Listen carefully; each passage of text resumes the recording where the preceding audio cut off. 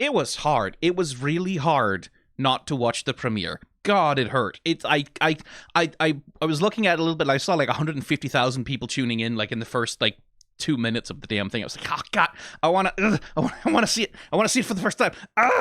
God. But I managed to like held the line, and I managed to control myself so that I could wait until the premiere was over and download the video file so I can take it into Premiere and we can do this lovely nonsense. Yeah. Scroll back and forth between audio bits and talk about them for way too fucking long. So hello, Knights of Guinevere, the pilot episode of Daniel Terrace's show with Glitch, which, God willing, will be picked up for a full season. I suspect so. I don't think there's much risk of this thing failing on the engagement and view front. Hopefully, has just dropped like 10, 12, about half an hour ago. I think the premiere ended, and I am ready to watch it for the first time and react to it. But since this might be a bunch of new people who show up for this one, if you're wondering, hey, why is this video reacting to like a half hour of animation so long? You're about to find out. You're about to find out why. Because I have a particular fixation with 2D animation, and if you want to use this reaction as a way to sort of watch the show along with someone and see their reactions, this is not a good...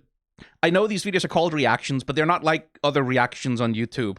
I get a little bit more in-depth with it. This is a terrible way to watch the episode. My fervent recommendation to anyone who stumbles upon this YouTube video is, hey, you should go watch the actual thing first without me yapping over it, because this is not a good viewing experience for a first-time watch. At least not for you. It's a great one for me. I love watching things this way because of all the things that are wrong with me.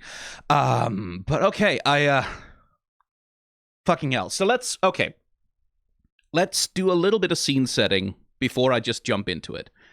Dana Terrace, creator of The Owl House, used to work for Disney, right?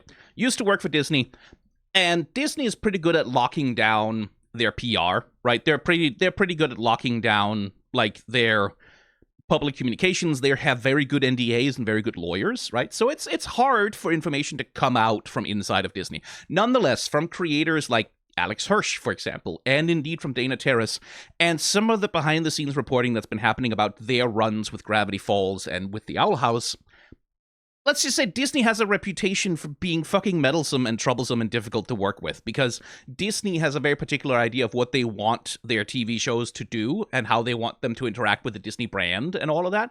And the creators who are trying to actually tell, good stories, well, they don't always have a lot of leverage with that, right? And this is sort of the perennial eternal story about this era of animation that we're in right now. Shows like Steven Universe, like very famously on Steven Universe, Rebecca Sugar basically risked their entire career and the entire show. They staked the entire show on getting to do the romance between Garnet and Ruby and Sapphire, and like the Garnet relationship. Like they risked everything for that, and they had to threaten to quit. They had to threaten to quit publicly. They had to threaten to like break NDAs. Like they had to fight Cartoon Network tooth and nail every step of the way to get the world's most vanilla, bride in white, groom in black, normal picket fence, middle of the road queer wedding on screen in that cartoon, because the moneymen and the executives did not want it to happen. They didn't want to deal with it.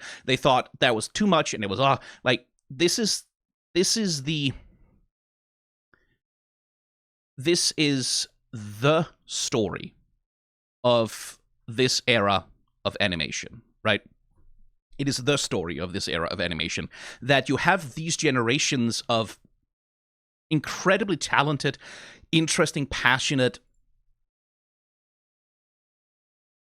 like, and often queer, like often people who are queer and have marginalized identity, but like these very passionate, talented creators who've grown up on on previous generations of Cartoon Network and Disney cartoons and all of that, who enter the animation industry. They create these astonishingly fantastic shows, like shows that really build a huge fan base and which seem to be reaching for something genuinely cool and interesting. And then they run into the problem that that's not what a corporate structure is interested in. A corporate structure is not interested in risk-taking, generally speaking. They don't like taking risks because risks have, like, come with the potential that maybe you won't see 4.8% annual growth year over year for the shareholders, and fucking whatever. The line will not go up at a sufficiently steep angle, right?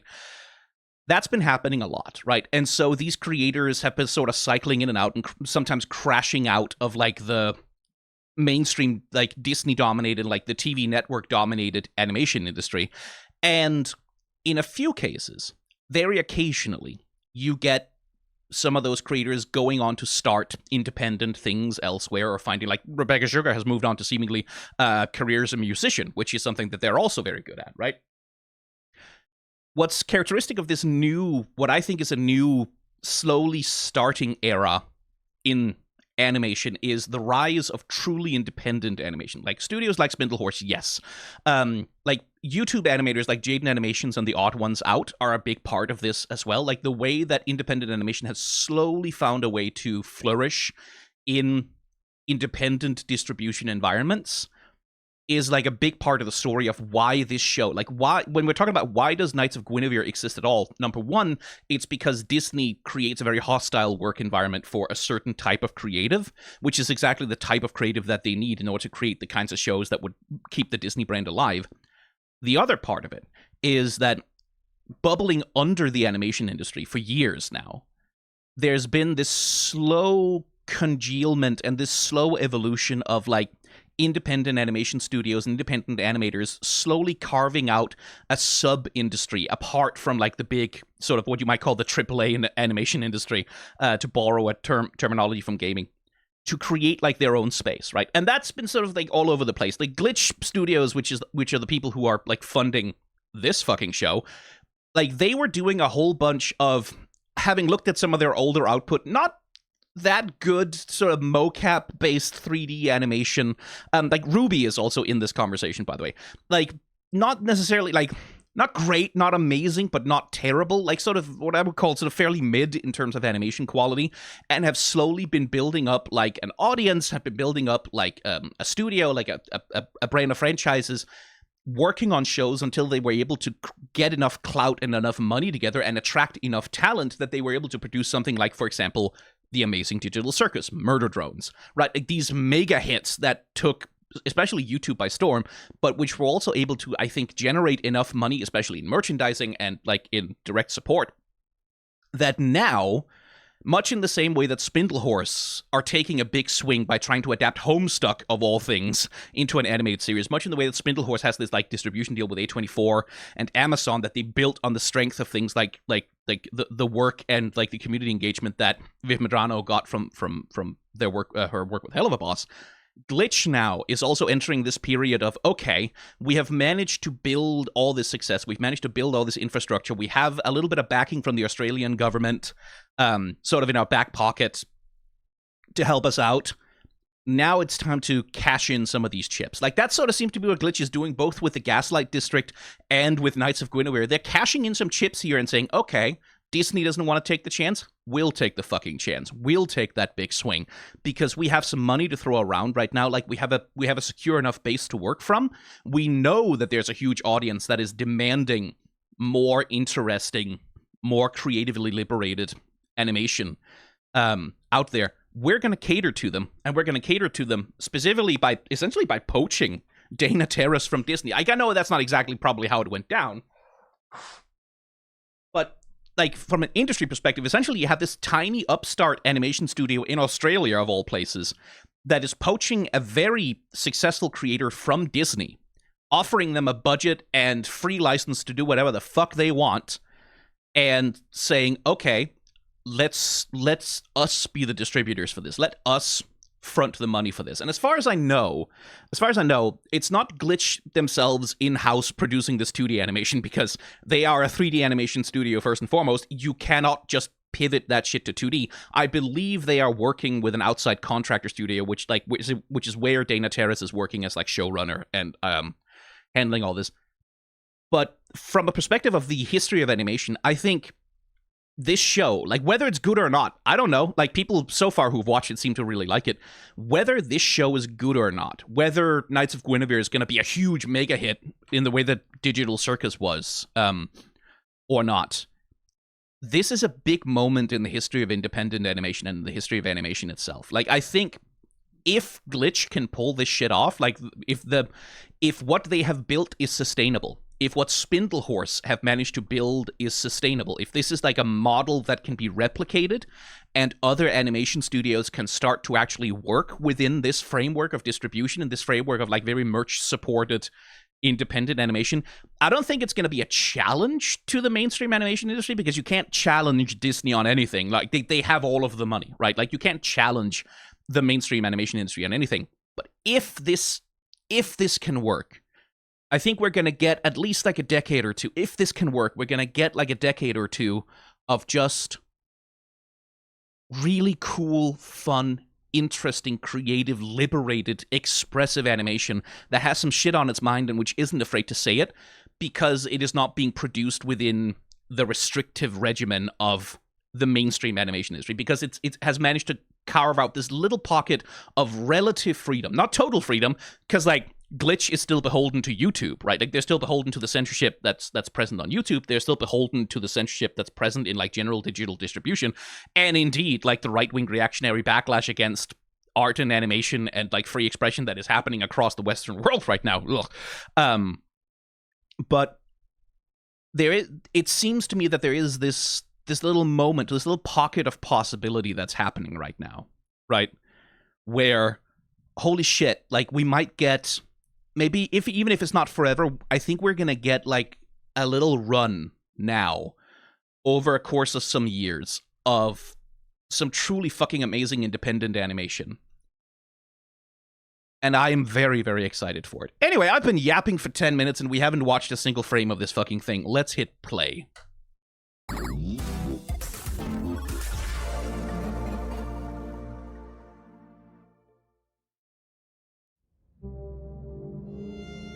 Once upon a time, and this was a very long time ago indeed. Okay, so I talked about this when I was looking at the teaser, right? That approach to light, to things like shooting stars and things, the liquid approach to it, which I find interesting.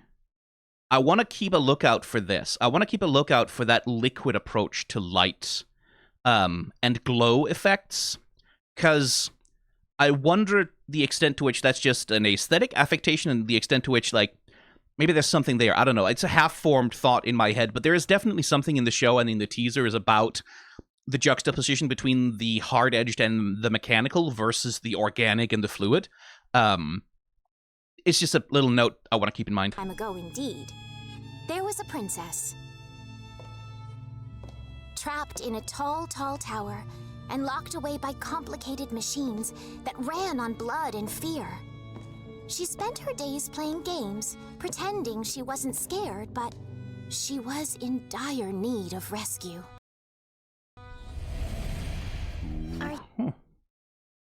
Okay, hang on.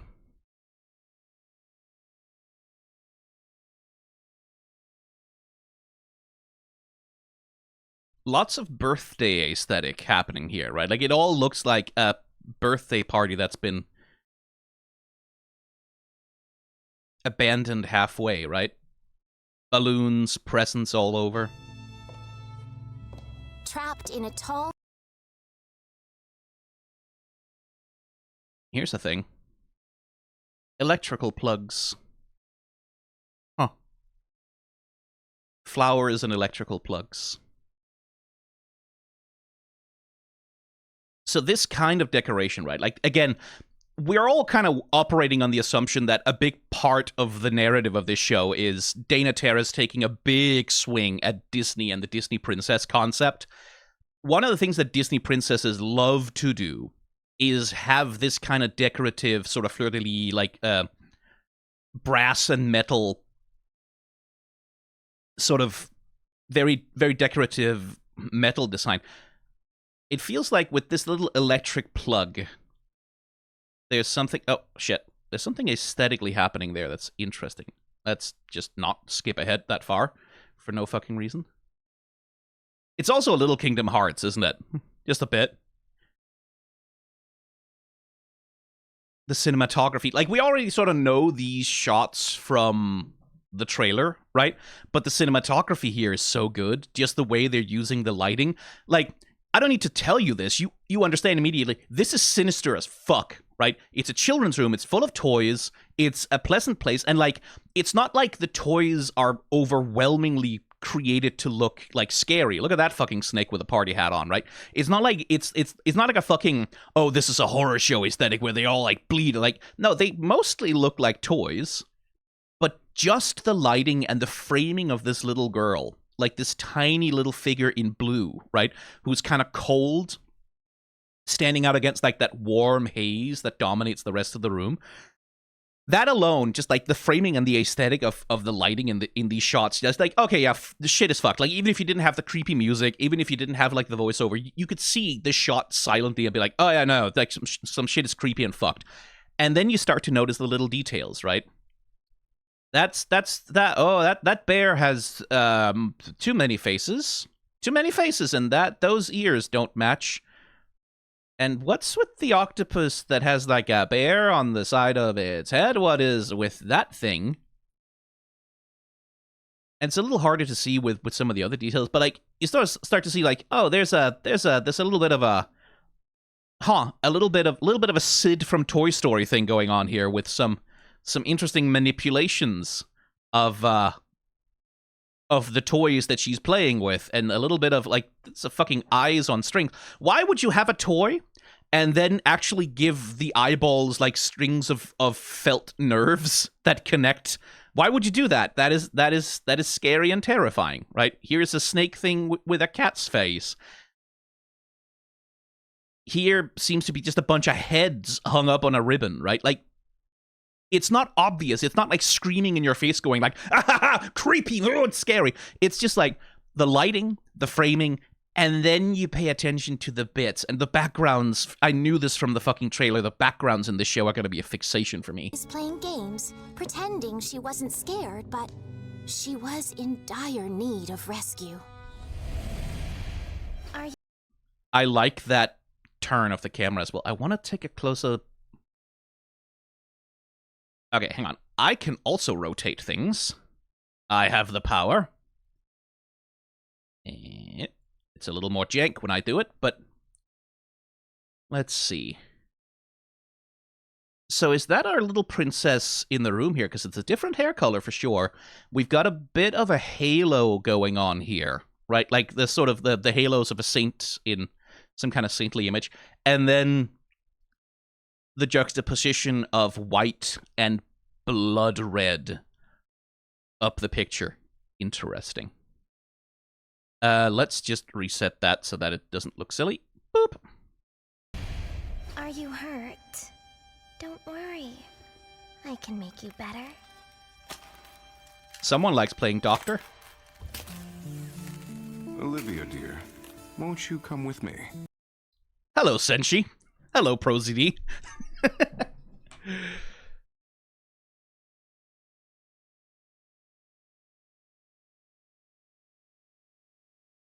And it is, right? Like, that is the sort of vacant, blank-eyed stare of a doll that you would get, like, from a toy store. But again, the use of the lighting, like that, the face is kind of lit from below. Ooh. Make you better?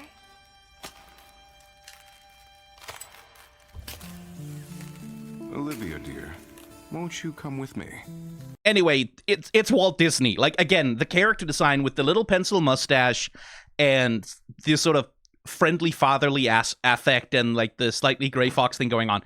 It's Walt Disney. It's Walt the fuck Disney. That's what this character is. Like, I don't think this show is just about Disney, right? I don't think it's just about taking a pot shot at the Disney Corporation. I don't think that's the only thing that's going on. But it is definitely a part of it.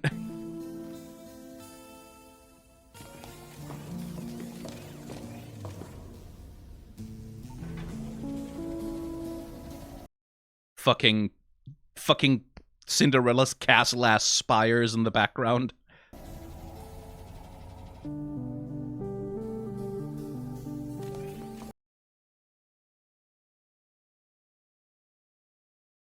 Oh, I like that.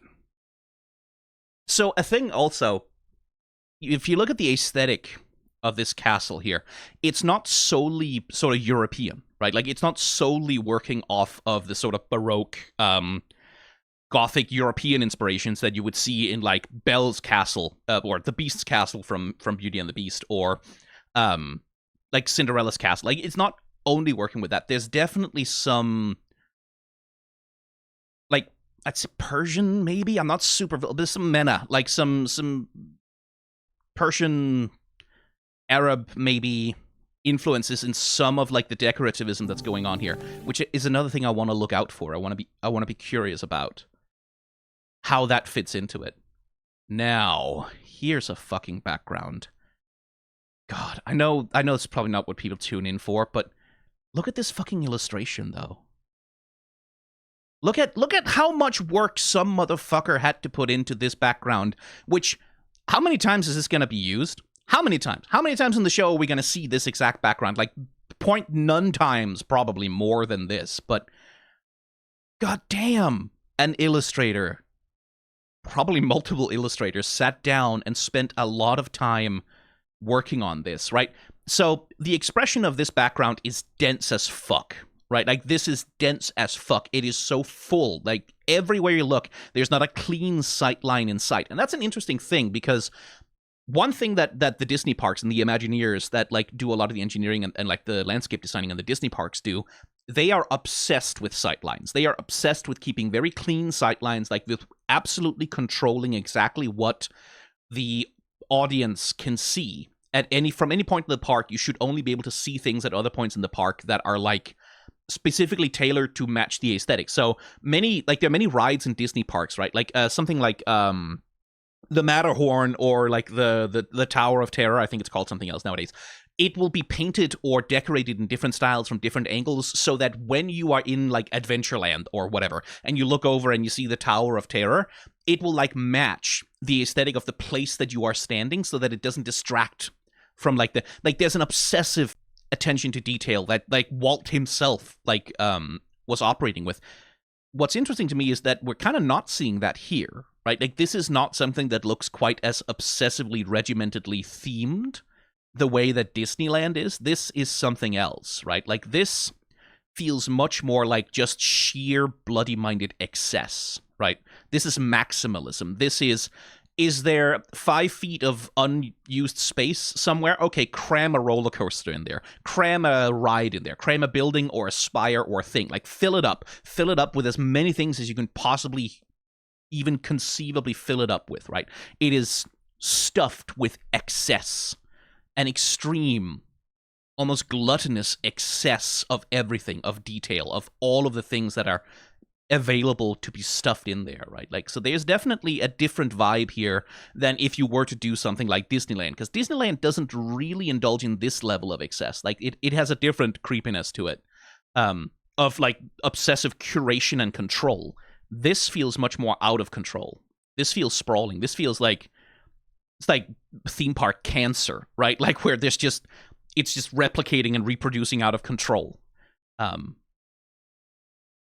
What a gorgeous illustration, though. Like, that was the point I was trying to make, is that this is a gorgeous fucking illustration.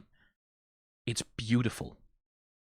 I'm just looking at the line work, like the ways in which they are varying, like the line weights and the way they're handling level of detail as, like, closer things are given.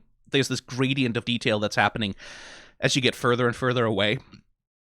Fading of the colors. It's just a really well-composed background. Anyway. Go on. Take a look.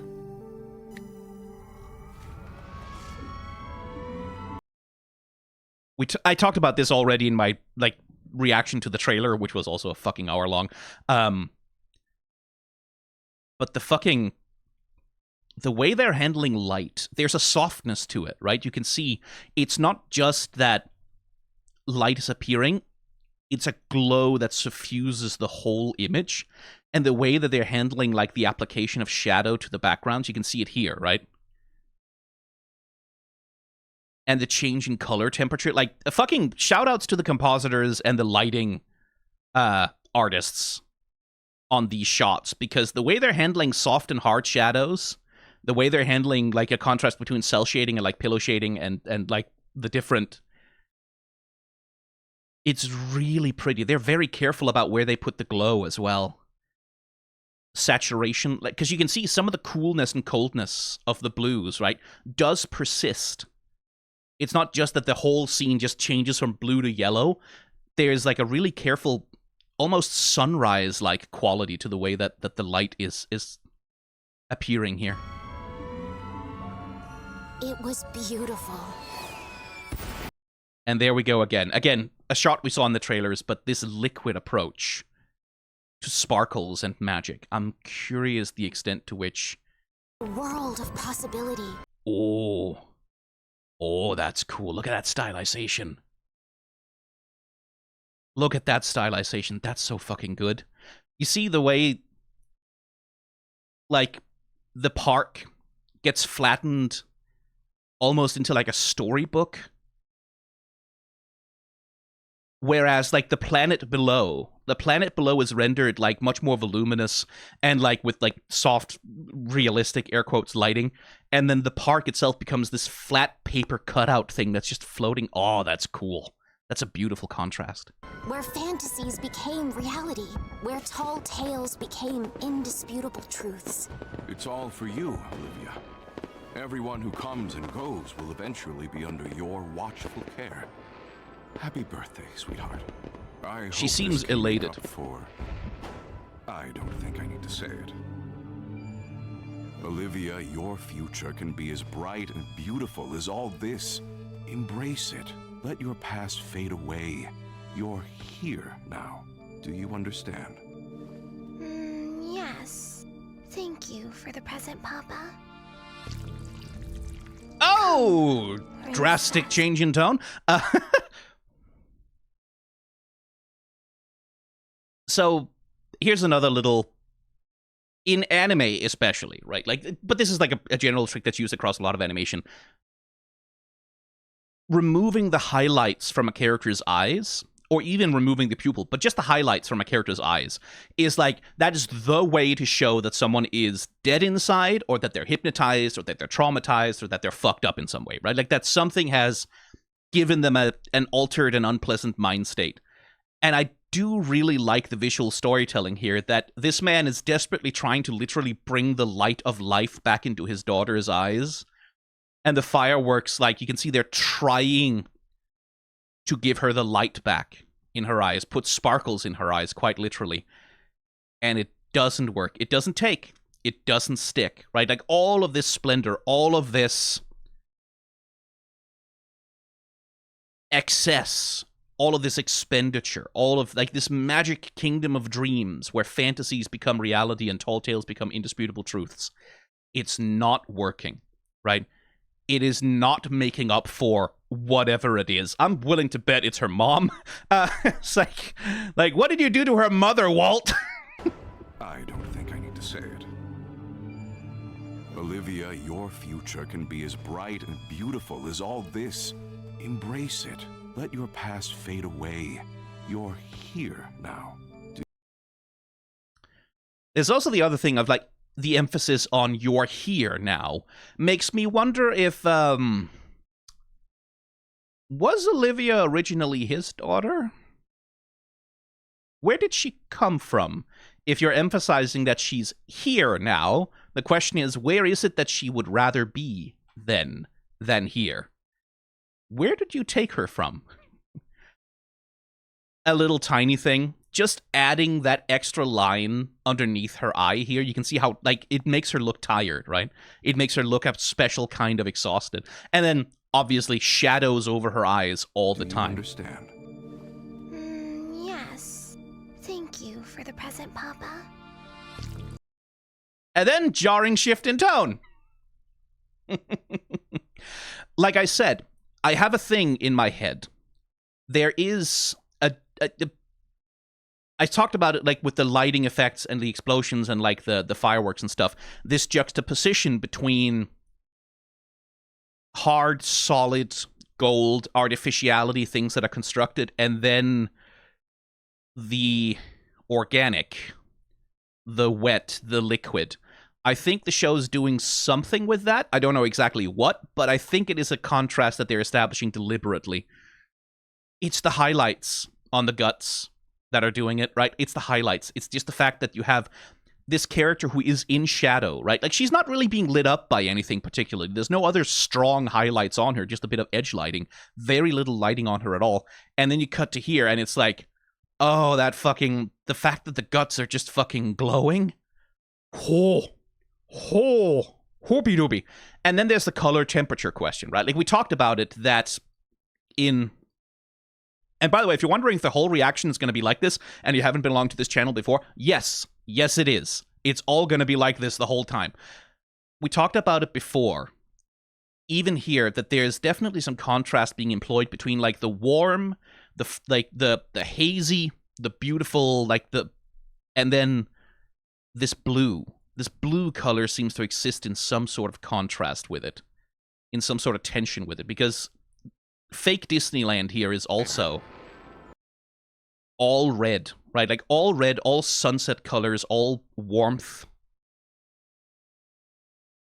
I wonder about that. Like, I want to keep an eye out for that color contrast being used between, like, the purple and the warm, and then the cold and the blue. Thank you for the present, Papa. Come, Princess. Oh, God. It's our new kingdom. Isn't it pretty? Yes, it's so very, very...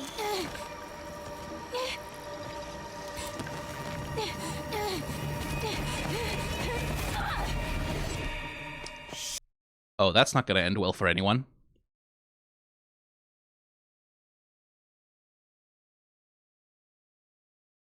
So there's a couple of things going on in the imagery here, right? These are guts, but that's also the imagery of an umbilical cord. Right?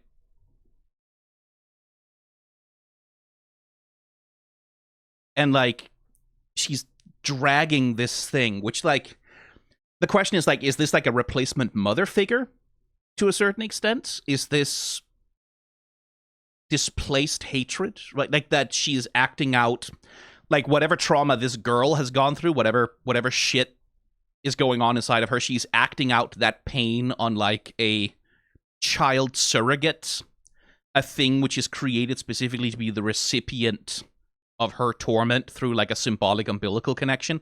There's definitely something going on there with that. Like, also, just, like, if you look at the shot here, it's like the guts, yeah, but it's also, like, there's also an element of, like, she's holding on to it almost in the way that, like, I don't know, it feels like there's some imagery of pregnancy happening here. Like, she's holding on to a pregnant belly, or if, like, that combined with the nudity of the robot.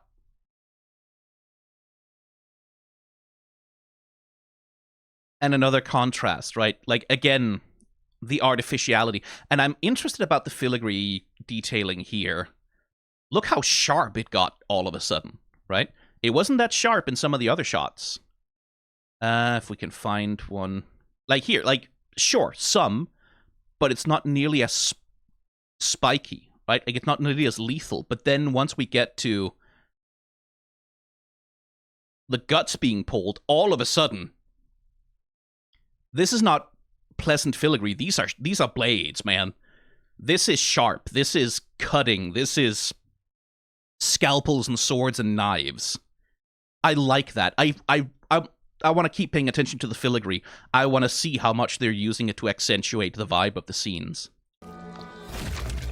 It's our new kingdom. And then we get put inside of the robot's perspective, right? Like, we literally get a point of view shot from this thing's perspective, right? And I think that's a very effective way of, like, so far, if you don't know anything about the show, right? So far, all you've really seen of this robot is that it's just a thing. It's just a toy. It's a machine. It's a doll. It has no interiority. It has no feeling. But then we get this, like, you get the brutality that's being enacted on it, right? But then you also get the point of view shot. You are put inside of the robot's perspective, and it's like, oh, fuck. Oh, that robot is suffering. You understand this now. That robot is not having a good time. That robot can feel pain, and it's feeling pain. It's our new kingdom. Isn't it pretty? Yes, it's so very, very...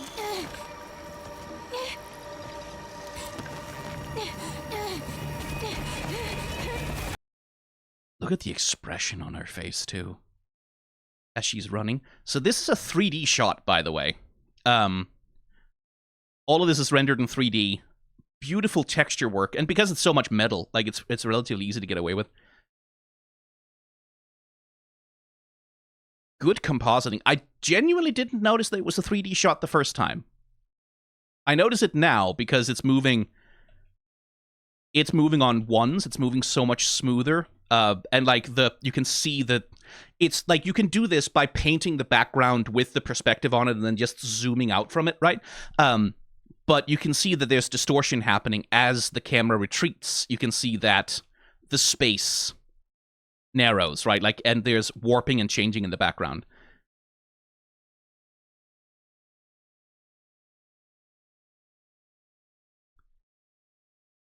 He pulls Olivia out of the way, and you can see it's like, he's not super shocked by it. He's annoyed, he's angry, but he's not shocked that this is happening.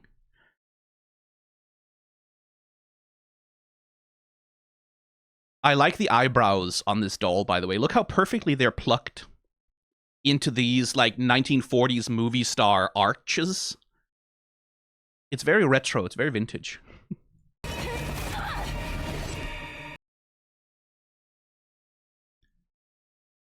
A lovely bit of foreshortening.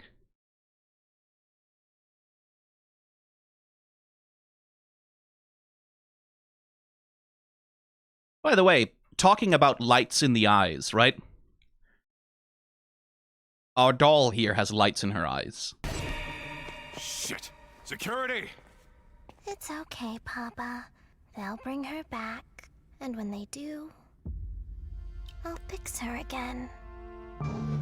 Yes, it was so very long ago. And no one ever heeded the princess's prayers for rescue. Will she ever escape? Will she ever find her knights? Ooh. This point feels too violent. Let's brainstorm. Please fix. Center pupil keep dilated equals more appealing. Oh, we're getting character design notes. No wrinkles. No wrinkles. Redline that shit. No wrinkles on this character. Can't have wrinkles. This is the kind of redlining. This is the kind of feedback you get from stakeholders at Disney. And certainly, like, if O here is, I believe, it's like, then it's the kind of obsessive feedback that you would get from Disney himself as well. Oh, background paintings, like I said. First of all, the person, like, the way they're doing the hair on her is gorgeous.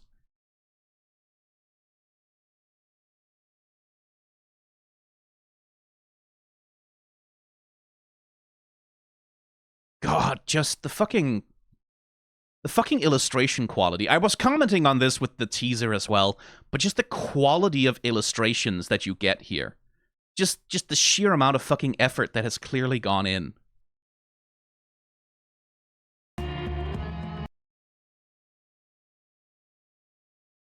Oh, I like that. That fucking style. If you're a fucking millennial, you've seen that style.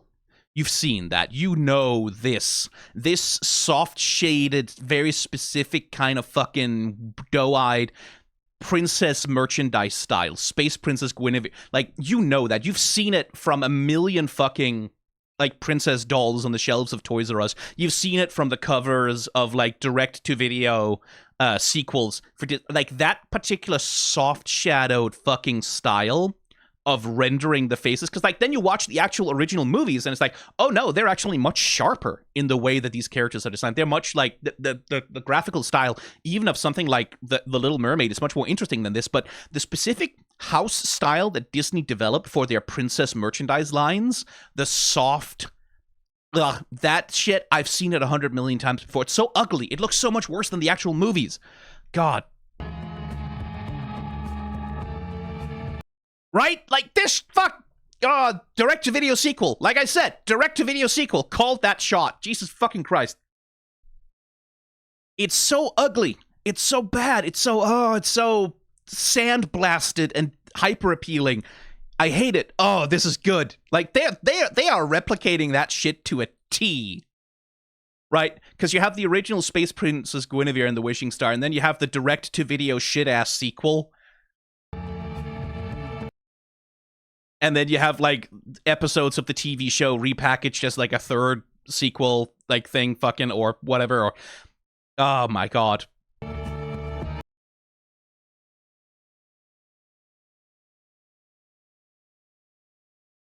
And again, the background work. The fucking background work. I've talked about this many times before, but for me...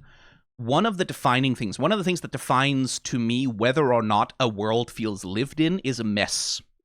Is it messy? Does it look like human beings, imperfect, flawed, have been through here and done the best they could with what they had? Is it messy?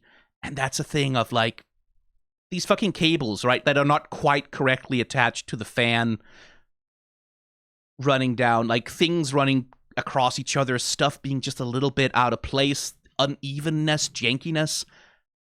These fucking background illustrations are gorgeous in the line work as well. You see the roughness? It has a little bit of that Xerox look.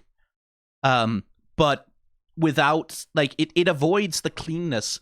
These are digital illustrations, right? Like, fully they are digital illustrations, but they avoid that sense of excessive smooth cleanliness that digital illustrations often have for background animation, right? Like, I always come back to My Hero Academia as my example of this, but the backgrounds in a lot of My Hero Academia are absolute fucking garbage trash. Like, they're terrible. They suck. They suck so bad because it's just these sterile, lifeless, made by ruler. Just everything's just drawn by ruler, pointless environments, and then the way that they try to get texture and life into it is just by overlaying like a fucking messy dirt texture over the top of everything, and it looks garbage. It looks horrible.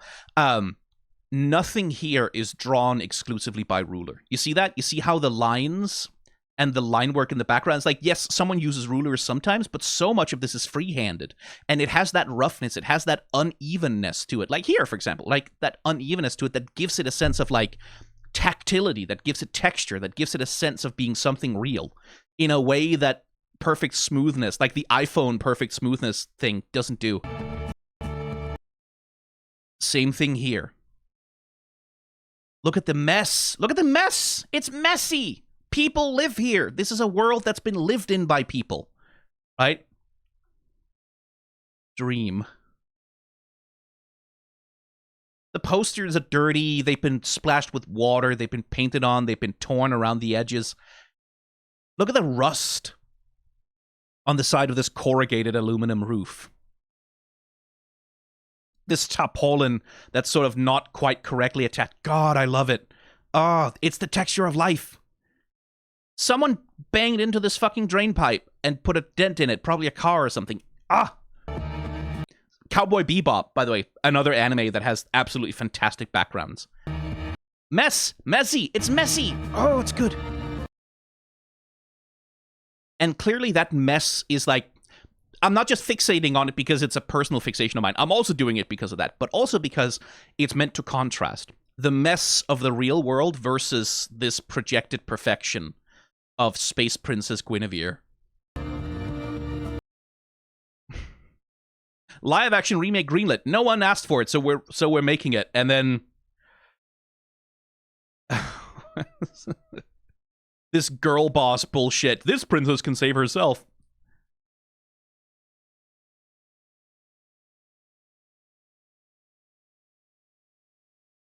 We do not need medicine to heal. This is straight ass. Park Planet needs to learn anatomy. Lol, just stop. Park Planet is creatively dead. I feel so bad for this generation. Sure, just shove your politics down our throats. For fuck's sake. Guys, can we just wait till it comes out first? That's how people talk on the fucking internet, too.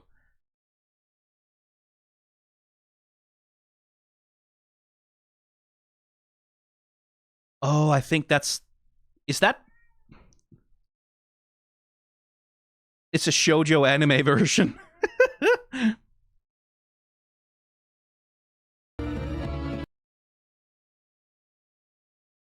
when a brother attempted a prank at Planet Park. Uncensored photos inside. Chaos at the castle.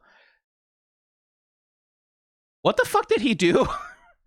But again, the brutalization of, like, the princess's body. We saw, like, that was the thing in the very beginning, right? The way that the princess's body is this site of brutality and exploitation and cruelty. That she is a constructed being which is subjected to constant pain and revision to suit...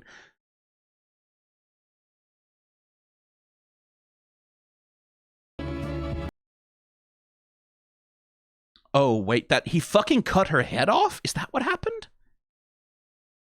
Oh, Jesus.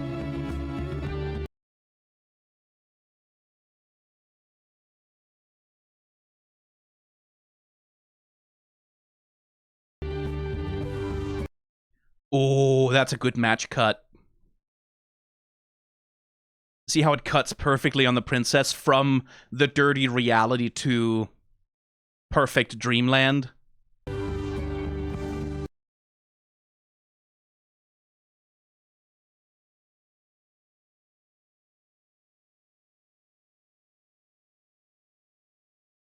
Another use of that blue, right? Contrasted against the warm colors. God, that's fucking striking. You can see it in the way, like, they're not completely exempting the blue from the light, right? Like, it's not like it's all completely the same color temperature. You can see it's affected by the red and all of that, but the blue is, like, it's allowed to be so much brighter than the background. Like, oh.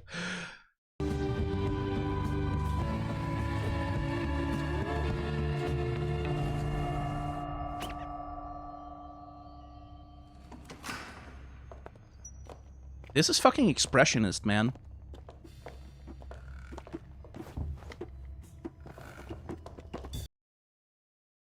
That's another thing. Look at the fucking expressionism of this. Like, look how expressive they are using the cuts and the lighting. Like, just a fucking shot like this. How fucking ominous. Here's another interesting one. A broken shield and a broken sword.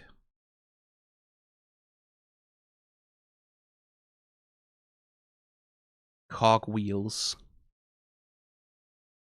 The imagery of a mechanic, perhaps?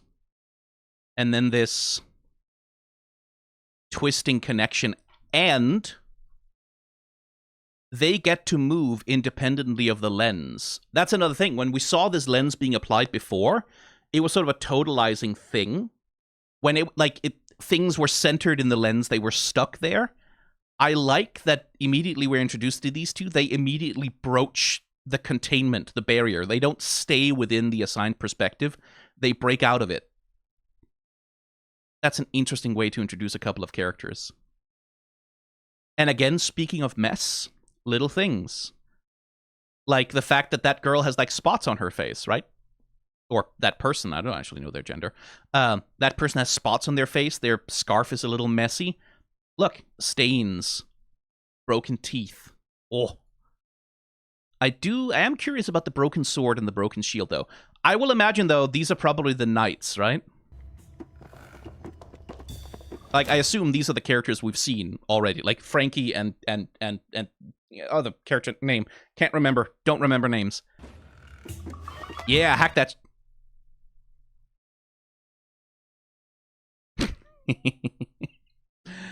What you got there? A knife!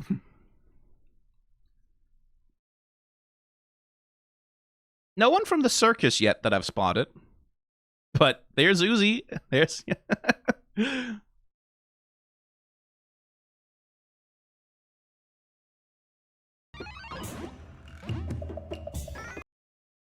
Small detail I appreciate.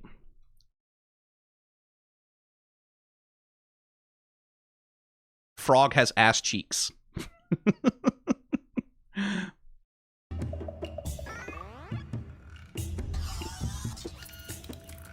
And there comes some 3D animation. Look at that.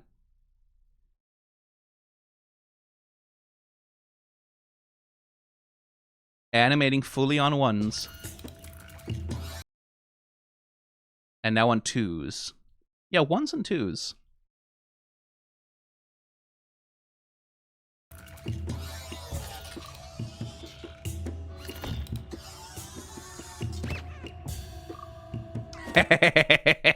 Perfect comedy beat.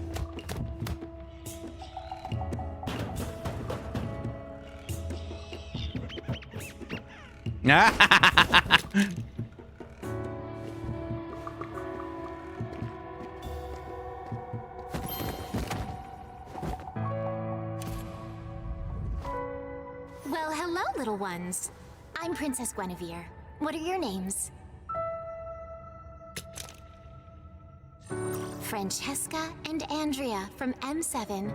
What lovely names. They're about to get reported to the cops, aren't they? That little pupils dilating, flashing red like a camera. Francesca Oh, and Andrea from M7. What lovely names. Are you lost?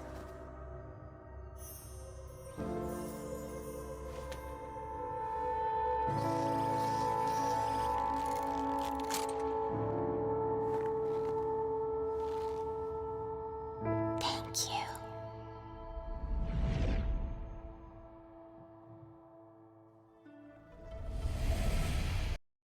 that's interesting.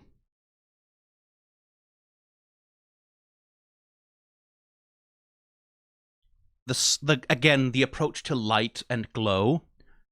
Because see the contrast, right? What's the light like here? Harsh, strong, direct, right? Absolute boundary lines. Completely, right? Completely stark. But then the moment Gwen shows up, she glows. And everything glows. And we get, like, this is the VHS glow, by the way. So if you have memories of watching, like, OVAs and anime, and indeed, like, Disney movies on VHS as a kid, right? Like, in the 90s or whatever, this glow here, part of it is something that is present in the actual footage, but a big part of this glow that we remember, it didn't really exist in the actual footage of the thing. It's an effect that is generated by the combination of VHS and the way that VHS, like the magnet tape processes, like stores imagery and like plays it back, and the glow of a CRT television, of a cathode ray tube television. Like, there was some interactions between those things that created this particular style of very soft, particular glow that has become associated with like retro animation and retro anime especially. And like, when you get modern animation that's trying to emulate the look of old animation, of retro animation, oftentimes they will adopt this CRT glow, even though like that glow wouldn't have been present in the actual animation cells. It wouldn't have been present in the actual work, but it's present in the way that this work was transmitted, right? This work was transmitted through VHS, through CRTs, and it became part of the experience of the work for a lot of people. Even though a lot of this glow in those old videotapes, it was never something that was meant to be part of the product. It was never supposed to be part of it, right? But it's present here as an artifact of the technology that's used in its transmission. It's just one of those little interesting things that this is so much the aesthetic of like retro animation, but it's not because retro animation was actually made to look like that. It's an accident of technology that then becomes encoded as like a feature of the aesthetic. Well, hello, little ones. I'm Princess Guinevere. The keyframing and the posing on her as well, the way that she moves, right? Like this very postured, posed, like arms out. These very specific gestures, right? That's not naturalistic, right? Like, that's not how a person moves. This is a performance, right? Like, this is a princess performance of movement. Princess Guinevere. What are your names? They're so cute. I love them. Oh, protect them at all costs. Francesca and Andrea from M7. What lovely names. Are you lost?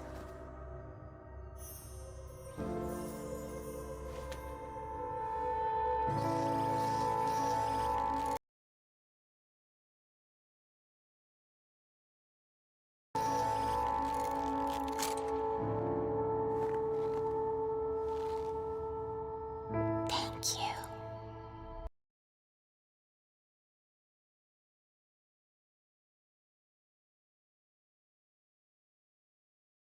I like good mouth animation.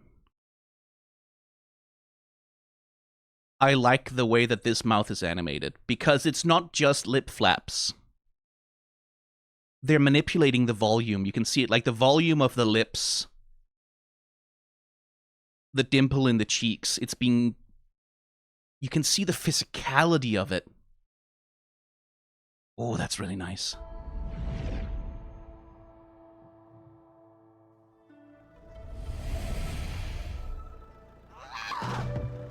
Come on, I just need change for the vending machine. I'll tip you 10p. Read the sign. What? Crowdy? Me? Messiness. Swear words, also another thing you would never get from Disney.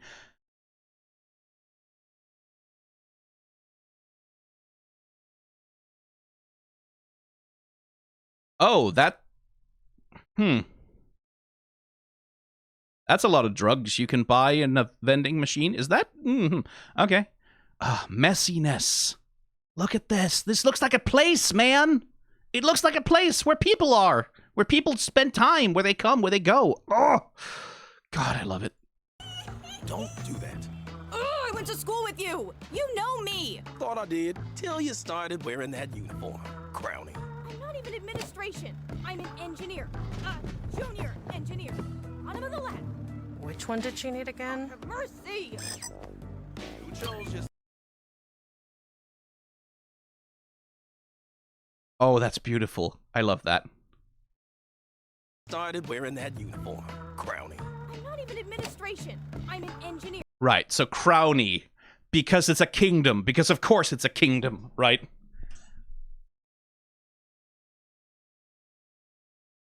Those are big headphones.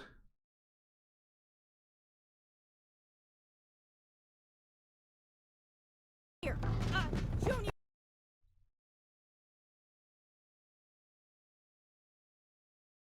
Oh, I like her character. Again, mess, right? That she conspicuously has like this broken set of overalls only over one shoulder. Oh, mess. It gives character, man. Bottom of the ladder. I also, that little, as she steps up in front of the thing, right? That little hip twist. Yook, like that. That's a lovely, expressive little thing. Which one did she need again? Have mercy. Also, I really... The frog appearing animation, look at that. Look at the wobble, and then the attention paid. It's pulling that tuft of hair out through the band of the cap correctly. And then the secondary motion on like the hair actually falling down. God, beautiful. And again, like, this fucking background. How many hours did someone spend painting out this fucking background that's only ever going to be used for this shot ever? God damn. Effort! You chose your side. Chose a job. Ass. The frog has cheeks. But everyone's so busy picking apart each other, they don't see the corporate hand at the wheel. You think a cog like me has power? No. I got more to say. Your attention's divided, man. Meanwhile, every new planet is getting terraformed, and soon there'll be no place untouched by the light of commerce and amusement. We saw this in the trailer. I got no choice. I commented on it then, but I'm just gonna say it again. Every new planet is getting terraformed, and soon there'll I fucking... Look at the weight, right? Like, it's not... Because there's many ways, like, if you want one character to lift another and it's like a comedy beat, right? Like, it's gonna be funny. It's gonna be, haha, we're doing it for comedy, we're doing it for fun. There's many ways you can stylize and simplify this kind of, like, character interaction of two characters, like, moving together as one and, like, their weight and their motion affecting one another. There's many ways you can do it. There's many stylized ways you can do it. There's many simplified ways you can do it. They don't fucking simplify it. You see that lift happening, right? Like, you see the weight and the way that her leg settles, the secondary motion, and then the fucking turn. The turn here, just to do that fucking foreshortening, right? again, a way that you could simplify this a lot is instead of having her turn this arc from left to right, you could just have her turn to the right. Like, just turn the other way around so you don't have to do this complicated foreshortening. But they do the complicated foreshortening. And you can see, like, the way that her hip is being twisted by the lift and turn, but she's trying to keep her upper body pointing. And, like, the head, the way that it's trailing. They chose the complicated way to do this because it's expressive, right? Because having that weight to it creates a particular feeling. I can't stress to you enough, by the way, like, animating one character doing something is difficult, right? Like, that's a skill that takes many years to develop. Animating two characters moving together in a way where, like, one is, like, flailing around and then the other character has to, like, manage the weight and making that look good, you have to have such an understanding. You really do. That they don't, like, because one thing is, like, when you have two characters that are moving together, it's very easy to make them look like clockwork a little bit, right? Like, they look like just one machine, everything's moving together, everything's sort of synchronized up. Like, a lot of animation does this because it's an easier way to do it. You can see the conflict between them here, right? Like, that there is that Andy here is focused on shouting while Frankie is trying to take her away. You can see the conflict in their motions, and it's mostly, like, just the way that her hair is animated here. They are taking some shortcuts in that regard, but I can't stress to you enough that this is difficult. It looks trivial but like, managing those staggered secondary motions and making it all, like, look like it's wobbling and, like, having the weight and the rhythm of the movement. God, that's good. Screw Reggie. What does he know? You're a park engineer, D. Most people would kill to have that job. Besides... Frankie, when did you buy...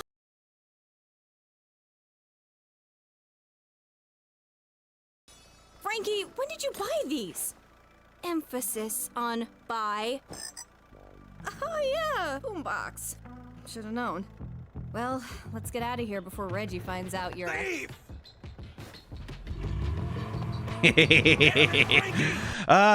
Be lesbian, do crimes. Damn it, Frankie! Your ass is gonna pay next. So, is that car... Yeah, the car is 3D animated by the looks of it, which is a sensible thing to do when we're trying to animate a fucking car. But it's done really well. Like, they're respecting the frame rate, they're really working with it, and look at the expressiveness of the drive as well. There's, like, zoom, and then, like, the ass kicking out a little bit when she's turning around. Here's another thing, by the way. It's a small thing, but it's kind of a big deal. The background characters move. All of them. Even these little guys. Look. They turn to watch the action that's happening. And it's super simplified, but, like, 90% of animation, 90% of anime especially that you'll watch, when there's a crowd of people in a scene, they ain't gonna fucking move, especially when it's this far away. Especially, like, when the shot is, like, you're zoomed out so far, like, you could just have them be static. You don't have to move them. They don't have to do anything, but...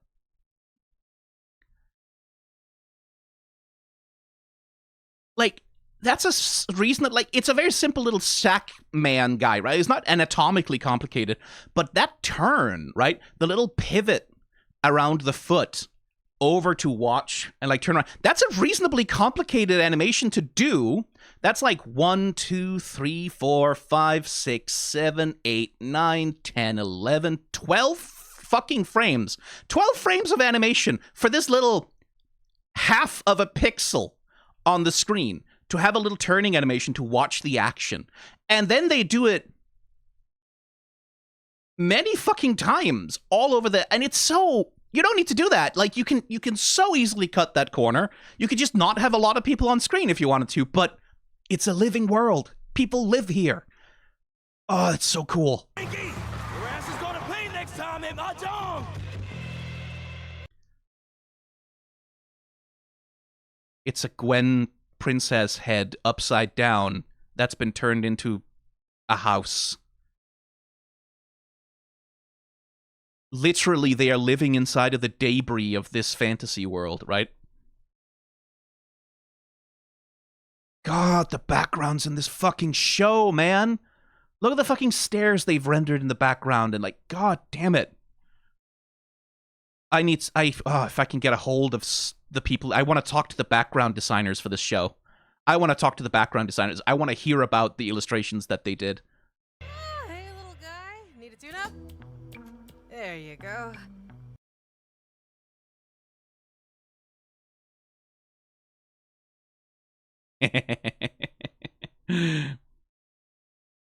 Lovely little world building detail. The chore board. You two? Looks like your who's or what's are out of calibration again. Easy fix. I love her. I love her. She's so cool.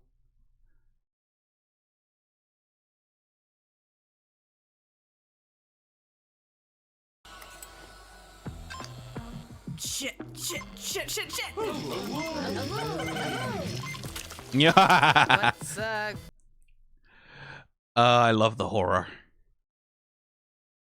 I love you. You love me. I'm a horror and an abomination before God.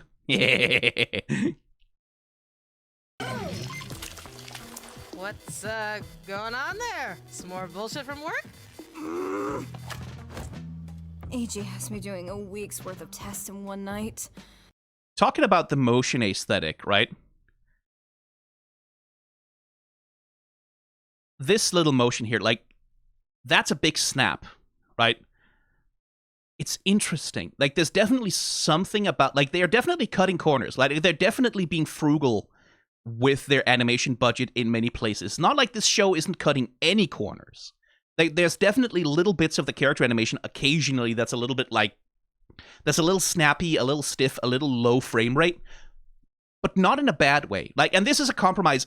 All animated shows, all of them, every single fucking one, all animated shows have to make compromises like this about, like, how many frames of animation are we going to draw for each fucking thing? There are choices being made here by the directors, by the producers, like, by the production coordinators about, okay, where are we putting that bit of extra effort? I like seeing that. AG has me doing a week's worth of tests in one night. Want to kill myself. Ugh.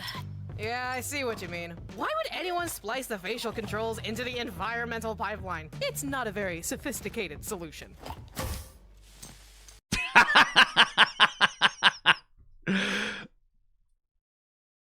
You can do that, by the way. I know, like, listen, if you live in Europe, you know a German who can do that. You know a German who can do that. I know, like, a few people in my high school class knew how to do that.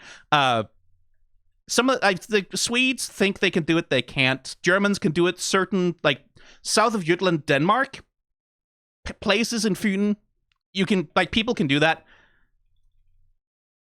It's possible to do. I wouldn't recommend it, but you can.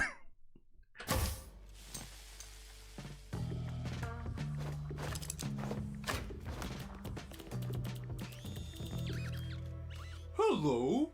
Oh, nice. What fixed it? Oh, a hunch. Man, that's so cool. I got so much to learn from you. Then maybe I can get a job in the labs too, and we can work together. I just like thinking about that sometimes. Yeah. Oh, shit, it's morning already?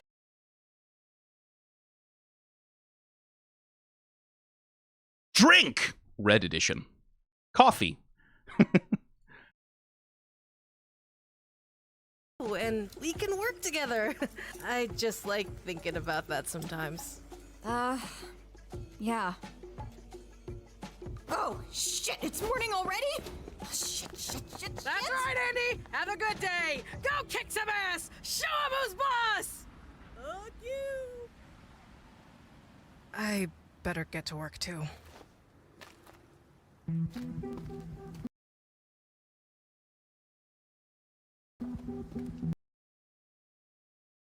Here's another rendering choice, right? Like, you see the way that the characters in the poster thing here are rendered at, like, a higher like a higher level of detail, but also like a different approach to stylization than the rest of the world. And it sort of gives you a little bit of that Rosie the Riveter, we can do it vibe, just a little bit. It's just a slight change in the approach to line work, but it's effective. Again, mess. Couple of lamps, just kind of like, yeah, mess.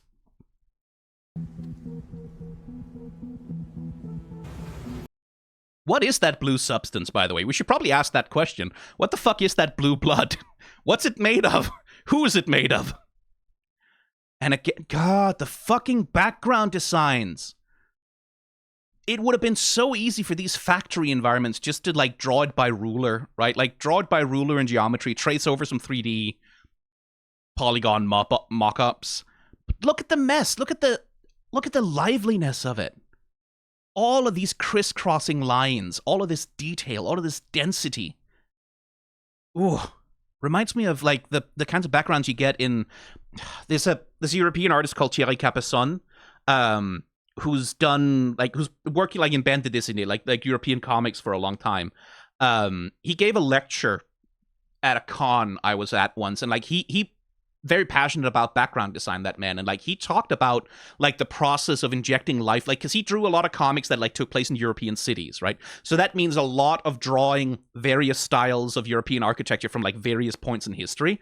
And one of the things he talked about is, like, you do your sketch by ruler, right? Like, when you're establishing your perspective, when you're, like, drawing all the correct details, you take a ruler, you use photo reference, and you do very stiff, very, like, you fucking nail that shit down to the wall, right? So that it is geometrically perfect. And then, once you have your sketch, you throw your ruler away, you grab a pen, and then you draw over your sketch. And you don't erase, you don't correct, you don't do shit. You draw over it, and the flaws, the problems, the issues, the bad lines, the wrong proportion, like, all of the mistakes that you make as you draw that background, that's the character. That's the thing that makes it look real. That's the thing that makes it look not just like a perfect line drawing based on geometry, but that's the thing that makes it look like that gives it life, right?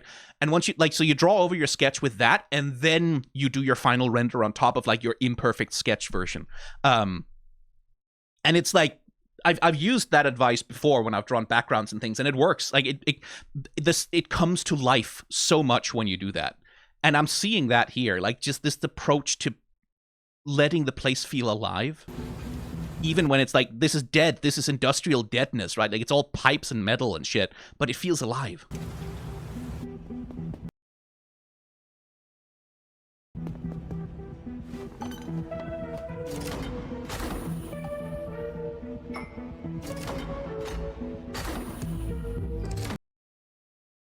Okay, who wants to bet that those cups are going to be on sale on the Glitch merch store?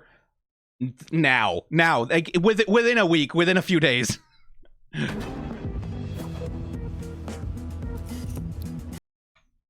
Starpup says, your safety, your responsibility.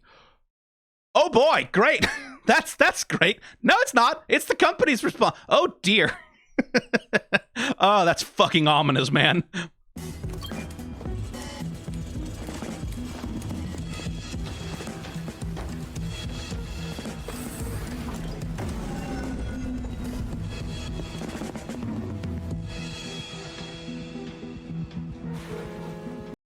Ooh, did you notice that?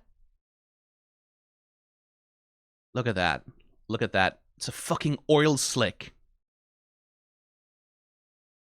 The clouds, the skies, the water, it's all rendered like a permanent oil slick. Oh, that's cool. Like, you can just, like, your brain notices it. It feels like, oh, it feels like, ugh. That doesn't look like water you want to bathe in. Even though it's not green or, like, pulsating with, like, wow, whatever. But just that little gesture there, and that looks like, oh, I don't want to go swimming. No, don't want to go in that water.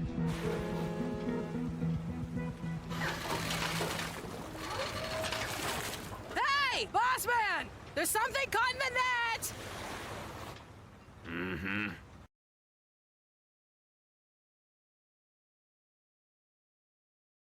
I have to scan that QR code. I have to do it. I'm ready for my phone to get a terrible virus. Let's see if it can. Oh, it got it.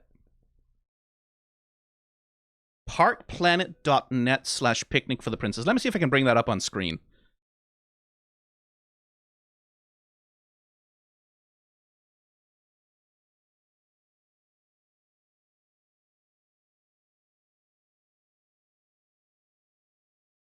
Oh, interesting. Hang on.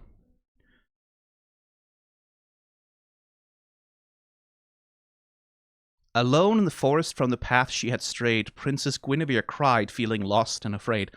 "Oh, why are you weeping?" came a voice with a squeak. Guinevere was so shocked, she replied with an eek. But what does it say? Path. Path. And the scribblings all over it. That text, hang on. Crown, keep, castle, vassal, sword, scepter, pomp, and on it, passing plain, some like to apes' dismay, and cried through many much laughs. Disjointed text. Paladins triumphant, that so it is. Now gems, jubies, and emeralds, most scarlet of hue. The great pavilion with cloth of gold spread like onto it, as it monumental procession, or a coronation, or Then she saw that her tears had brought wondrous creatures, star pups of all shapes and colors and features. "Today is my birthday," she said with a sigh, "and my invites received not a single reply." Mr. My friend. The star pups whispered, then all nodded together. "If it's friends that are needed, we will lend paw and feather." So ballads were sung and cupcakes were nibbled, and the princess's tears became laughter and giggles. Well, isn't that sweet? How many of these fucking QR codes are there? How much ARG shit have they injected into this? Goodness gracious. What's that magazine? Business Ends.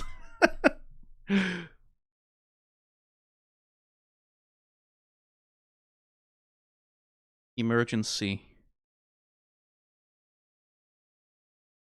Sports.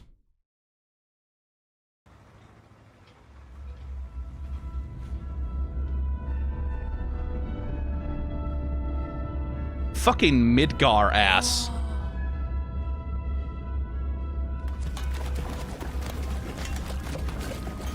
And they just dump it. Yeah, they just dump it. Of course they do. Frankie! Frankie! What? Stop gawking at the park! Sparky, what?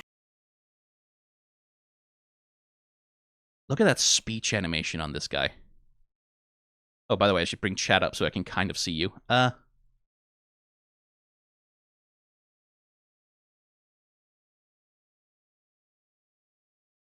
a gorgeous little bit of mouth flap. Park! Sparky, what? You can't even see me right now. I don't need to see you to know you stopped working. Your precious park ain't gonna have crap to melt into different crap if we ain't hauling up scrap. So get back to it. And I saw that too.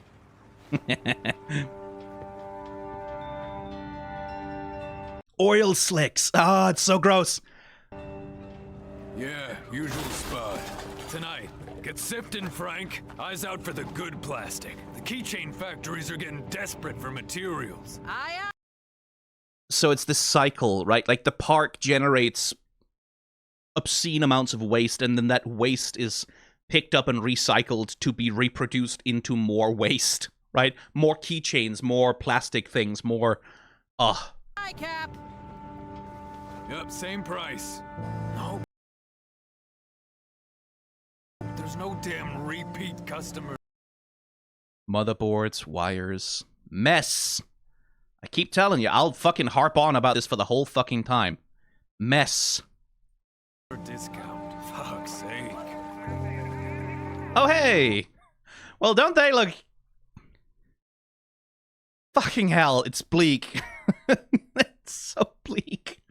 Just these Oswald the fucking rabbit avatars on the fucking... The other thing is, these people live in this environment, right? Like, they live in this environment, no protective gear. When the cops come down there, oh, they're wearing the hazmat suits, right? They're wearing the hazmat suits. They don't want to breathe the same air. They don't want to touch the same ground. They don't want to feel the same weather, right? Arcane did a similar thing with the Enforcers. Anytime they're in Piltover, right? Anytime they're in Piltover, they just wear their bobby helmets and they look like, oh, what cheers, yo, what's all this thing? They look like cheerful, like, sort of caricatures of friendly policemen. And then when they go to Zon, they're like the fucking stormtroopers down there with their breathing masks and armor plates and all that shit. Kind of the same vibe here.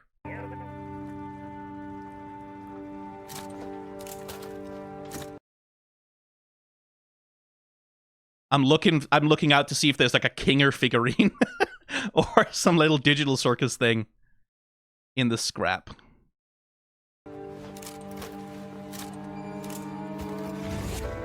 Hello. I figured this is where we would find you.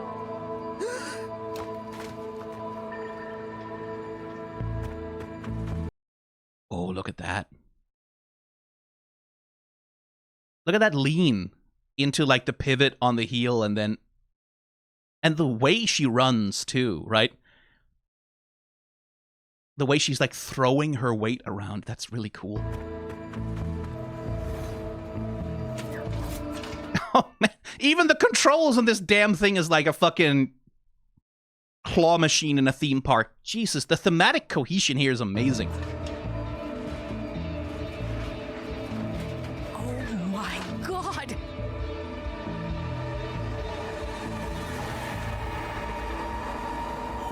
Shit. Is that? A Guinevere android. I don't recognize the model. Oh, who gives a shit what model? This is gold! What? You're just gonna sell it? What you expect me to do? Share a cigar with it? Oh, shit.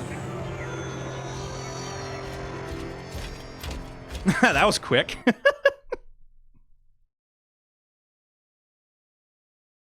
Just, you can see the human inside, but then that projected cheerful face over, like this mask of authoritarianism.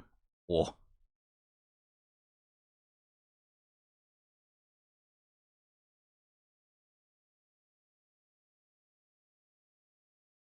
Holy shit, they're playing Chain of Memories Kingdom Hearts cards.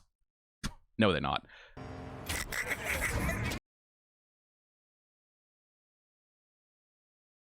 Oh, that's a slick turn animation from the Enforcer there. By the way, these Enforcers, these dudes, really complex designs. Animating those turning around like that is like, that's not trivial, man.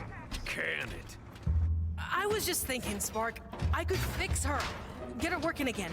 Because if I do, maybe I can get an engineering job like Annie's in the labs, and I could... Careful! No fixin'. No labs. I don't want you involved in that dreamland crap. Those lab rats are always up to their necks in sick shit. Trust me, they're some of my best clients. Don't worry, you'll get your cut when... Oh, the finger. The finger that's not working right. It's the same android. Oh, that's good fucking planting right there. That's good planting.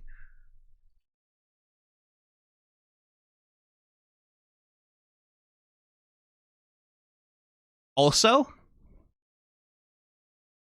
props to the animator who did that. Like, handling the body of the android, the way you get this rotation around, like, the ball joint in the hip. God, that's a fucking gorgeous little drag.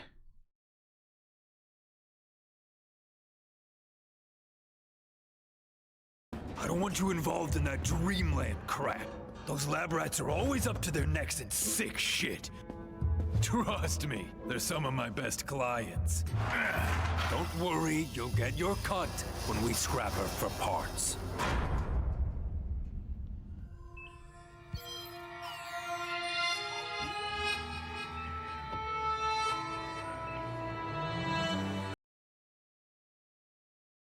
Oh, I see. Right. Like I said...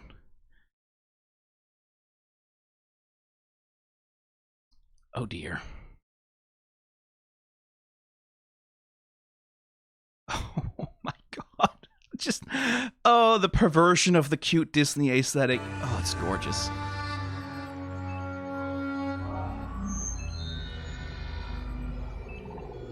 We've found traces of your princess. She made it to the surface this time. The surface? No. My poor dear Guinevere. She must be so confused and lost. Bring her back, won't you? Oh, bring her back. Bring her back. Bring her back. Bring her back. Please, I have to fix her again. I'll do better this time. Shall I call security? No, they won't be able to handle this. I need... Fucking Dark Souls ass. him. Oh. Ooh.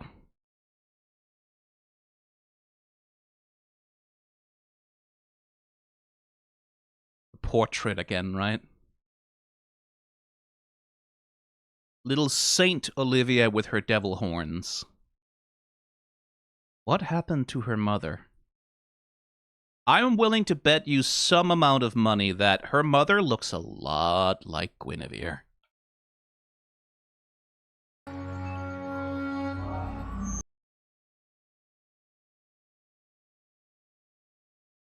Again, the background design, just that bit of environmental storytelling, right?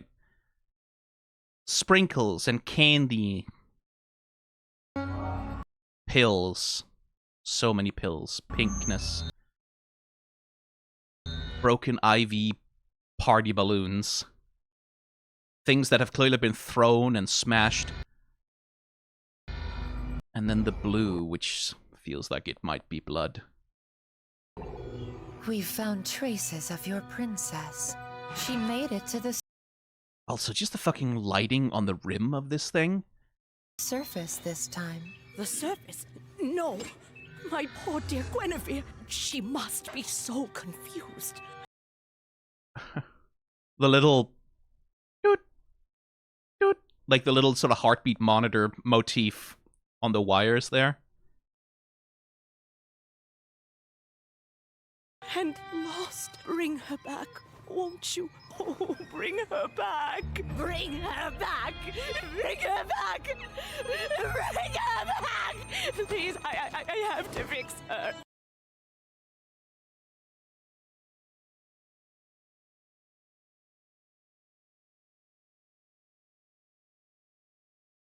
This clawing animation. The desperation of it. Ooh. That's a fucked up lady. Please, I have to fix her again. I'll do better this time. Shall I call security?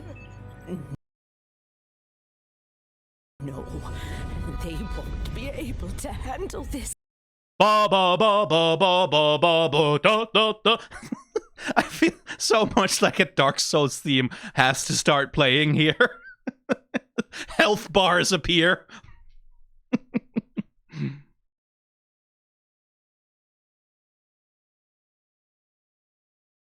Look at the way they're stitched together, too. That interaction between the organic and the metallic.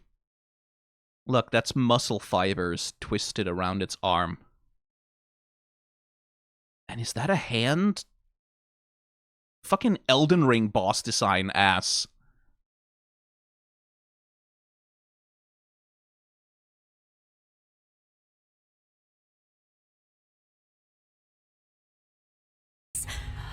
And again, this fucking background design, man.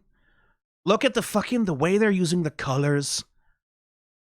Again, the blue in contrast with the warm red. Like, oh my god, all the wires and shit. I need him.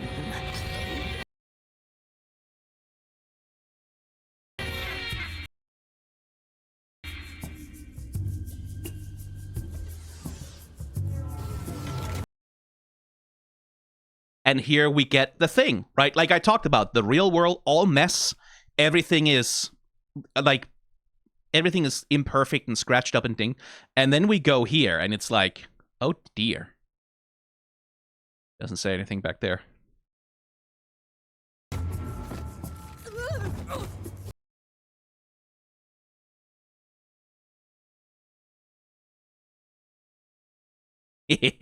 Whoop. Doubling. Lovely use of lines. And kerblamo. Beautiful.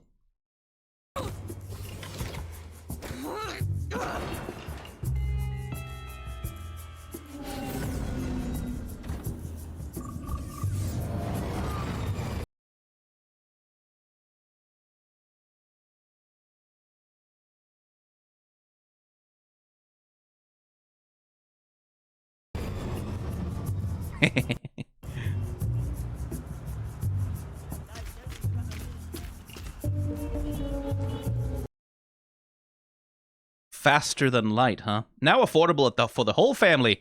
Prices start at $52,999,999.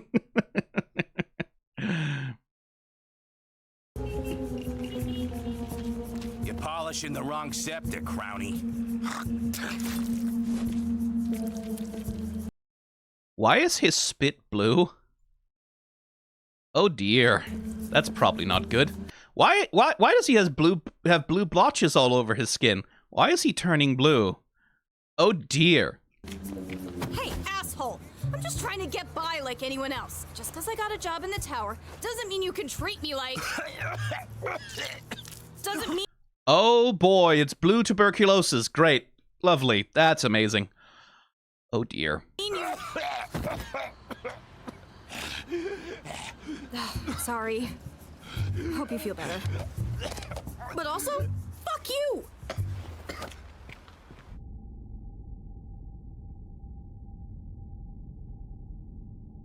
Oh, why hello. Didn't notice you there. Come closer. Meet some very good friends of mine. This is Guinevere. And Guinevere. And yes, this is Guinevere as well. The beloved... Oh, ProZD is doing a good impression of Disney's cadence here. Like, not necessarily directly his voice, but it's a good impression of like, oh, why, hello there. Like, he's not doing the transatlantic sort of like the performance accent that Walt likes to use. But he is doing that fatherly. We talked about this when talking about the trailer as well. What a creepy fucking shot. What I like about the shot is they hold on it for too long, right? Silence, and we're just slowly zooming in for too long, and then snap, right? Like, then he turns. That's what makes it creepy. It's that timing, right? That it's like the camera started rolling a little too soon, almost. And then he turns, and it's not a slow turn, it's like, I see you. Like, it's nearly a horror monster turn. Didn't notice you there. Come closer. Meet some very good friends of mine. This is Guinevere. And Guinevere... Hang on, let me have a look at... Slightly different rendering style on the mermaid, isn't there? And yes, this is Guinevere as well. The beloved monarch of Park Planet. If you can believe it, there are as many Gwens as there are stars in the sky, and every one of them draws on the same magic to remember everything.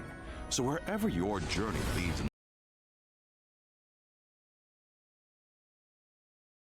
Mouse Gwen, Rubber Hose Animation 1920s Gwen, Tim Burton Gwen, I guess, Cogworks... Wherever your journey leads in the park, every princess you meet will recall the same cherished memories of you. Our Park Planet engineers work tirelessly to create the ultimate experience for our guests. She doesn't really look like any of these models. Doesn't matter what model she is. You need to go back for her. Yeah, the princess is the princess. All monarchs are usurpers and descendants of usurpers. Oh, I like that cat. So, are those hallucinations? God, what? No. Sparky's my boss. I can't just steal from him. Do it, Francesca. Bite the hand that feeds. Think of it this way. Is it stealing or is it rescuing? Ooh, illustrations. Let me show me this. Show me this. Ooh.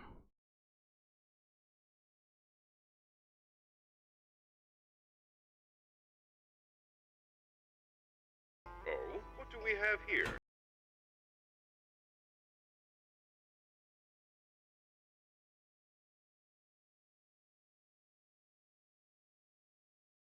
Hey, you eat yet? I'm thinking sad girl dumplings and bathtub brew from Sunny's Pub, cause yeah, today sucked.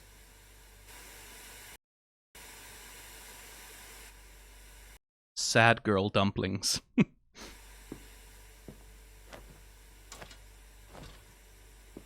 She seemed sad when we locked her in there. Couldn't move or speak. Who's locked up? But are my tools good enough? Frankie? And Sparky's just gonna chop her up? Ugh, what an ass! Frankie, is Sparky chopping someone up? Andy? Andy! Perfect! Amazing, Andy! Frank, you have to tell me if Sparky's doing something illegal. You have to tell me if he's hurt someone.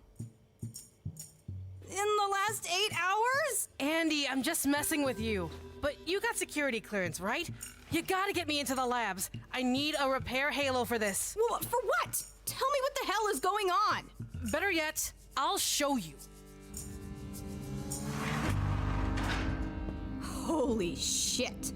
A Guinevere android? Right? I've never really seen one like this. It looks really unusual and old. And I can fix her brand new. Better bring it to security. Maybe there's a reward out for it. Why not bring it to security after I fix it and see if I can't wow anyone? Know what I mean? Are you saying you're willing to risk jail time to be a corporate crownie like me? Remember when we snuck in the park to play that crane game? We didn't get the doll, but we met a real Gwen. That memory is still so vivid. And now you make stuff that gives other people memories like that. I just think that's cool as shit, D. Right, Guinevere? That's right.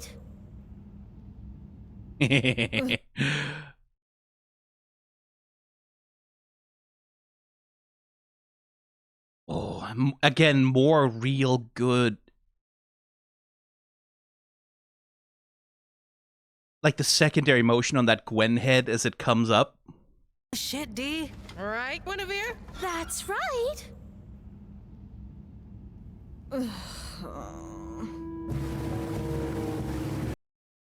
So that's a 3D model, right? Yeah, the boat is a 3D model. It would be.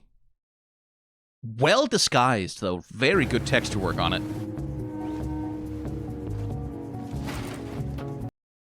I also like how fucking big that android is relative to them.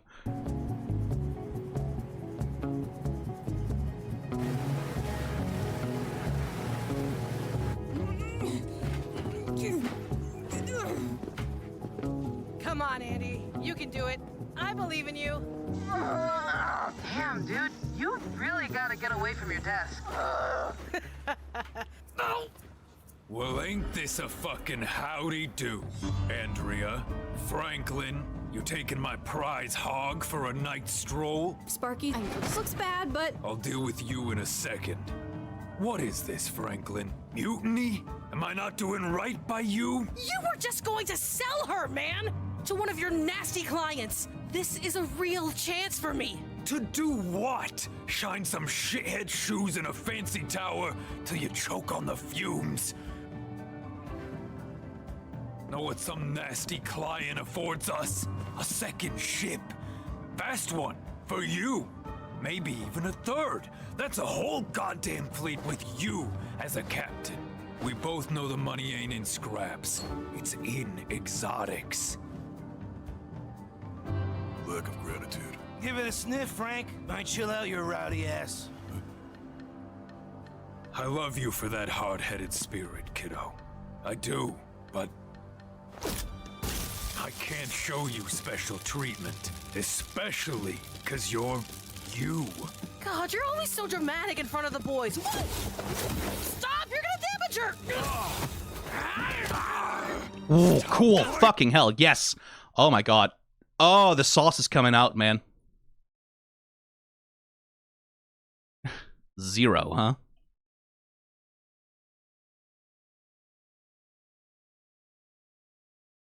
Yeah, little animation smears.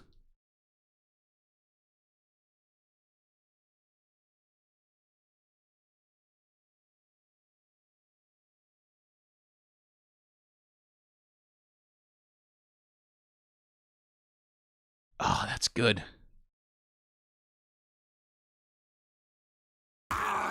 Stop biting me! Fight back proper! You stole my boat. You stole my android.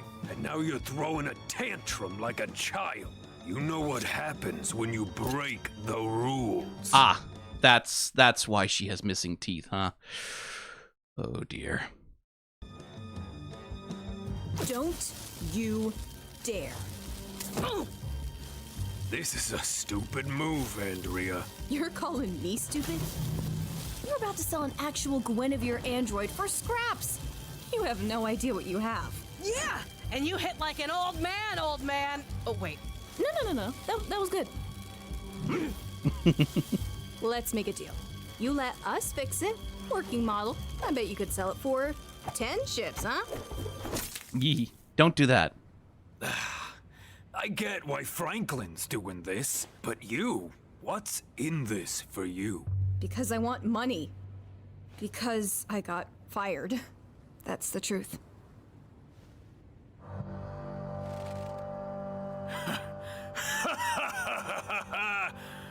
Fine, fix her up, make her shine, then bring her back to me.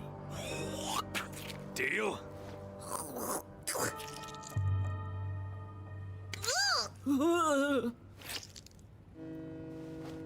Little bit of blue in that spit, huh? Where did that blue come from? I don't think we can quite tell here, but I would guess it came from her. Or the cigarette thing he's smoking. It's rendered like blood too, right? Like the way that it smears, the way that it dissolves in spit, it's rendered like blood.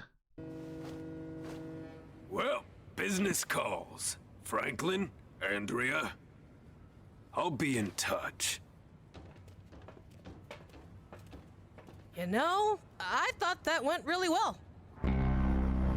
I like that relationship. Like, he's a bastard, clearly, but I do get a sense of, like, not just a bastard, right? Like, someone who's brutal by nature because he kind of has to be.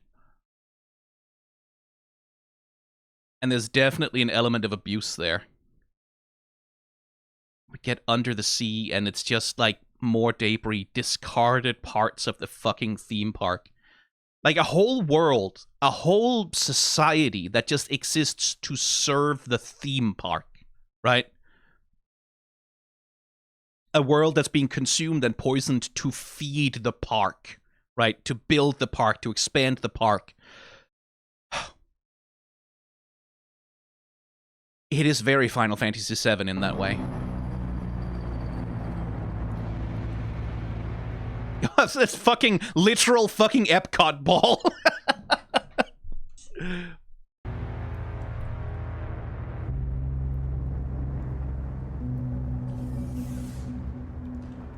Oh, the fucking lighting and color. Welcome. The use of grayscale here. To the lower Oh, that's labs, pretty. where abandoned projects are left to rot. That elevator should take us where we need to go. Last chance to turn around. Look what I got! Want a race? I love her. She's so good.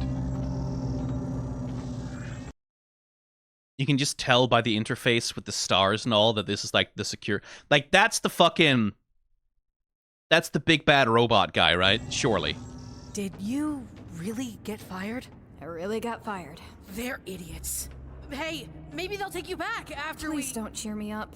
But even so, even after all this crazy shit, I have a good feeling about this plan. Why did you say that? I think this will really improve things. No! Why would you say that? Andy! What now?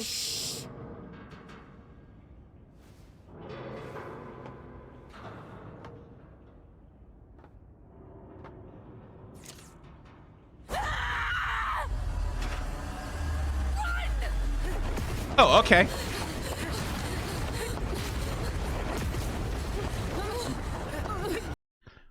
Oh, look at the smoke animation. You know I'm a sucker for good smoke animation.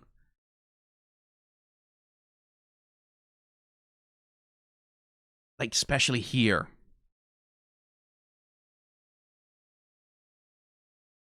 Oh, by the way, I should give my spiel, right? Like the usual spiel, offset animation timings, right? So, Andy here is animated on, what's that? 1, 2, 1, 2. She's animated on 2s, right? Frankie's animated on 2s as well, moving every other frame, and the frames are offset from one another. And what that creates is, as we've talked about many times before, but just in case someone hasn't heard it yet, it means that when they are moving, even, and they're moving, you can see also on offset timings that like matching with the movement of the smoke, which means even though every frame, not everything is moving every frame, the way that it would with 3D animation, but every frame, something is moving, right? On these offset timings to each other, and that creates that sense of smoothness, right? And it also, this is another thing that's very important about these offset animation timings. When two things are moving on exactly the same timings, they become linked together visually. And if you watch, like, early Silly Symphonies and Merry Melodies, right? Like, very early Disney Silly Symphonies movies, oftentimes you would get these big splash screens, like especially like in opening shots where it's like you get the music and then like this slow zoom in on like this scene where a lot of things are happening, like all of the little grasshoppers or ants are all doing something in the background. They're passing each other things and things are moving. But if you actually slow that down and go frame by frame, everything is moving on the same timing. Everything's moving like clockwork on the same timing. And there's a certain stiffness to it. There's a mechanical stiffness to that kind of motion that feels uncanny and a bit unnatural, because in real life, things don't all move at exactly the same rate, exactly the same time, right? So a lot of the work in animation is finding ways to introduce like the unevenness of reality back into this motion aesthetic, right? And one of the ways you do that in 2D animation is you do these offset timings where you move different elements of the screen independent from one another in order to create that feeling of smoothness, right? And it's something that's really fun to look out for, like when they do it versus when they don't do it. And it's something that good animators can manipulate. Like in order, if you want something to feel mechanical, and if you want it to feel unnatural, like that can be something to employ, is to have, like, to just pointedly not use these offset timings in order to make it feel less natural, right?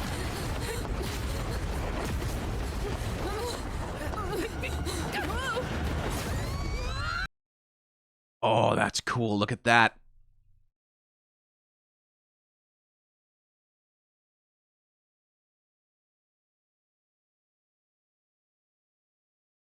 You can see the offset timings, right? And the way that they're being used here. Oh, that's good.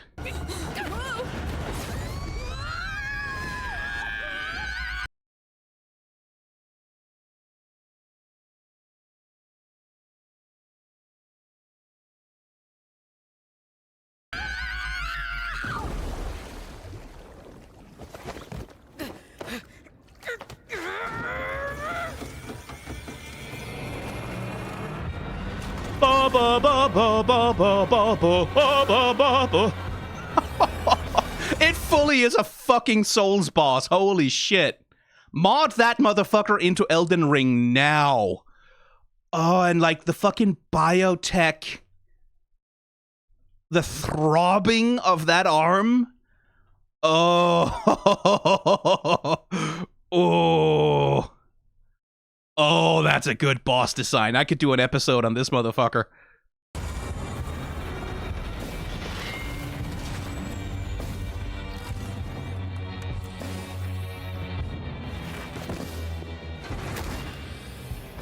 That thing was Big? Yeah. Security? No, I would have known about something like that, I think. But the Gwen droid. Screamed. Yeah. But they're not programmed to... Scream. No.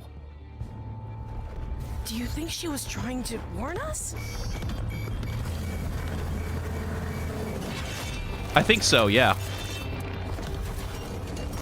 Goodly ladies, arrest thy steps.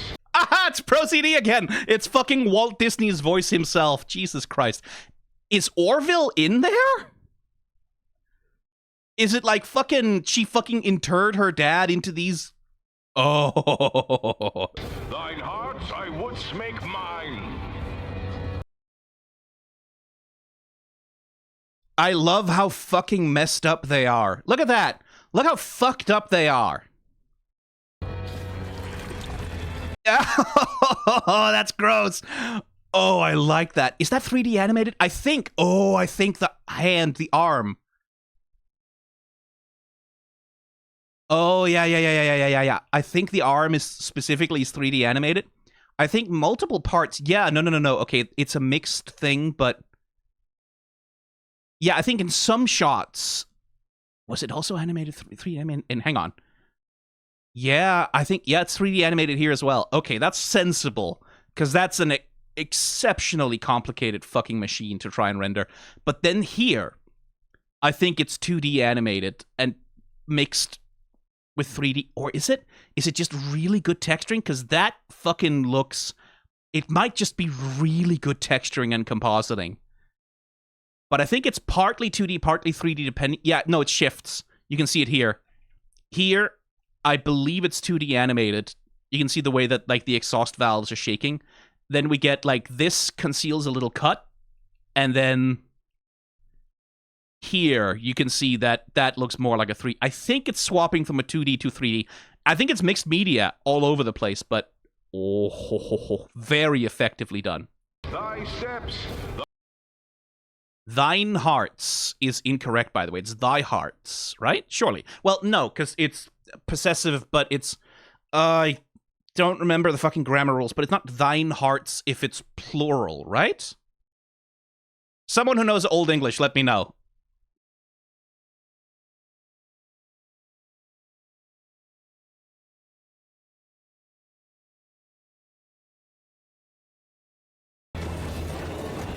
It's after Gwen! Frankie, behind you!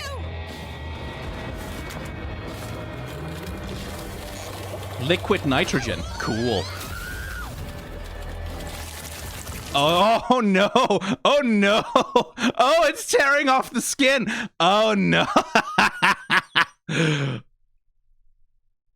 Another good cloud animation here too.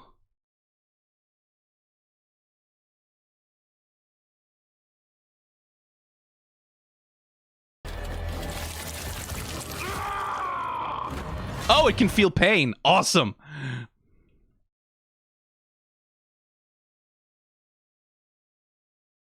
Yeah, because this is 3D, right? Yeah. But look at the way they're, like... Right? This is the 3D model, right? It must be. I'm not 100% sure, but I think it is. But the way they're animating it, right? They're deliberately animating it with, like, the stiffness of...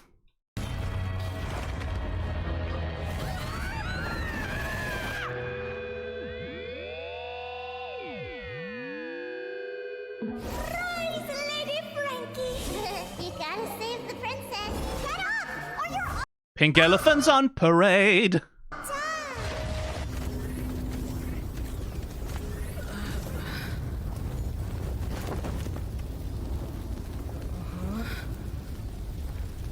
Oh my god, look at that. Look at this fucking shot.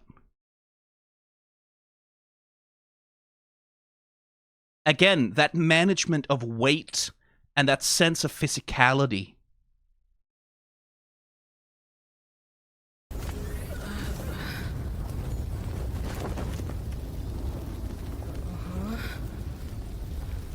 Oh no.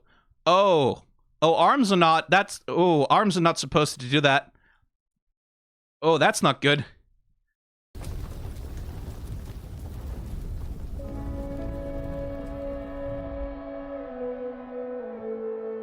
Hello, little ones. Are you lost?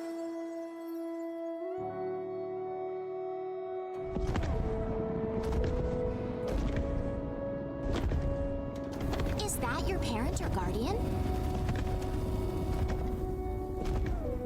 I see. Well, you've been such a good friend to me. Allow me to sort this out for you. Frankie! Frankie! Come on! We have to get to the elevator! Show me. Show me, show me, show me. Oh, don't you dare end the episode before you show me. Yes! Oh, fuck yes.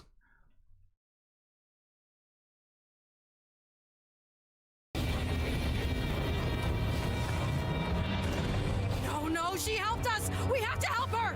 How?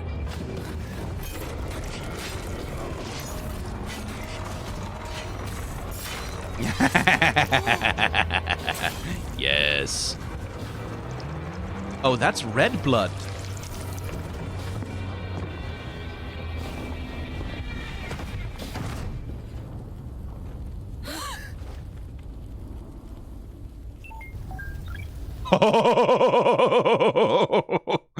Oh, I wish they would have shown us. It makes sense. It makes sense to hide it. It makes sense to not show it. Like that in the context of the scene. Oh, but I wanted to see that.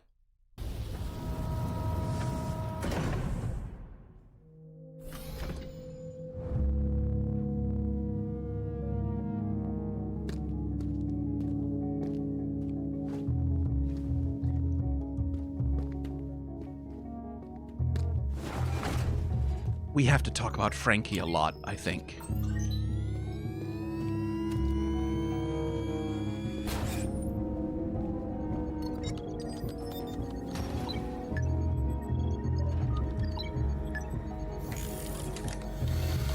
Oh, that looks horrifying.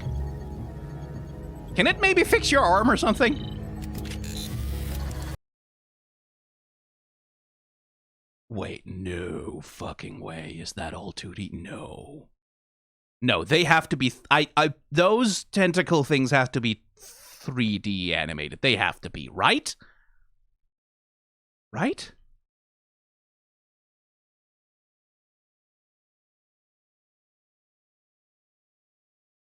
No?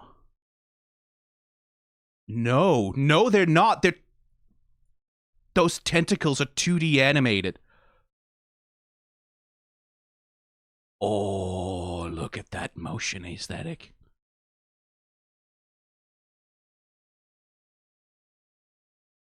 The way they undulate, the way they move. Oh, that's cool.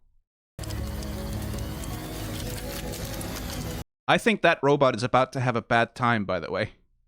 Fucking Cyberpunk Edge Runners ass looking.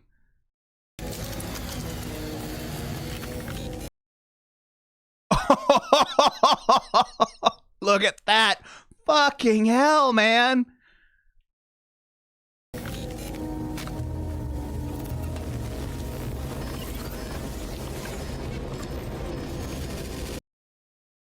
Hello? Is anyone there? Help, help, help, help, help, help, help.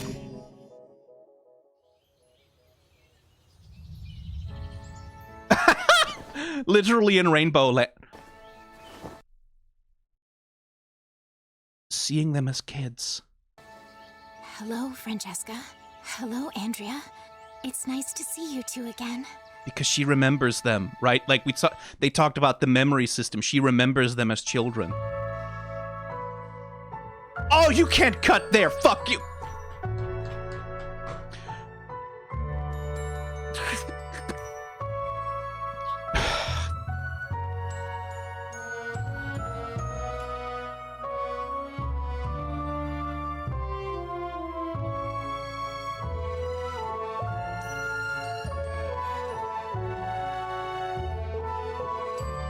I want the frog. I want it.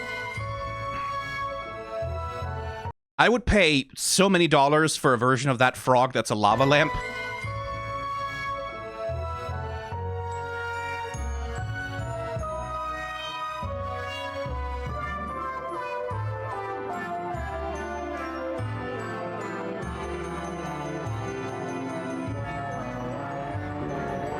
Yeah, no, okay. We'll just see it through, because I bet your ass we're cutting to something. Or not? Okay. I thought for a second it was gonna be like a little post credits something, but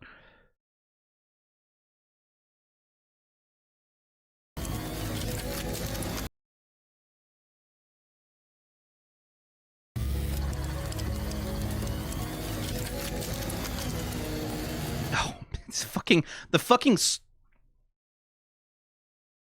tree root, like the fucking plant root thing spreading into her. Like, it's a needle that comes out from her eyeball from the inside! There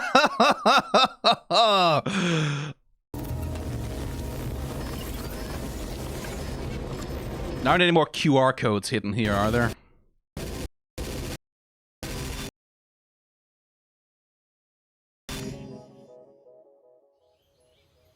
Beautifully painted skies here. Fucking, like, the rainbow is the thing that reveals how fake it is, right? Like, it's one thing with the skies that are sort of almost unnaturally blue and with perfect clouds on, but then the fact that it comes down to the rainbows. Also, okay, but that it comes down with, like, a perfect rainbow in a sky when there's no rain is, like, that's how you know it's fake, right? Like, that's how you know it's wrong. She remembers them as children. Because she remembers everything, right? She's forced to remember everything.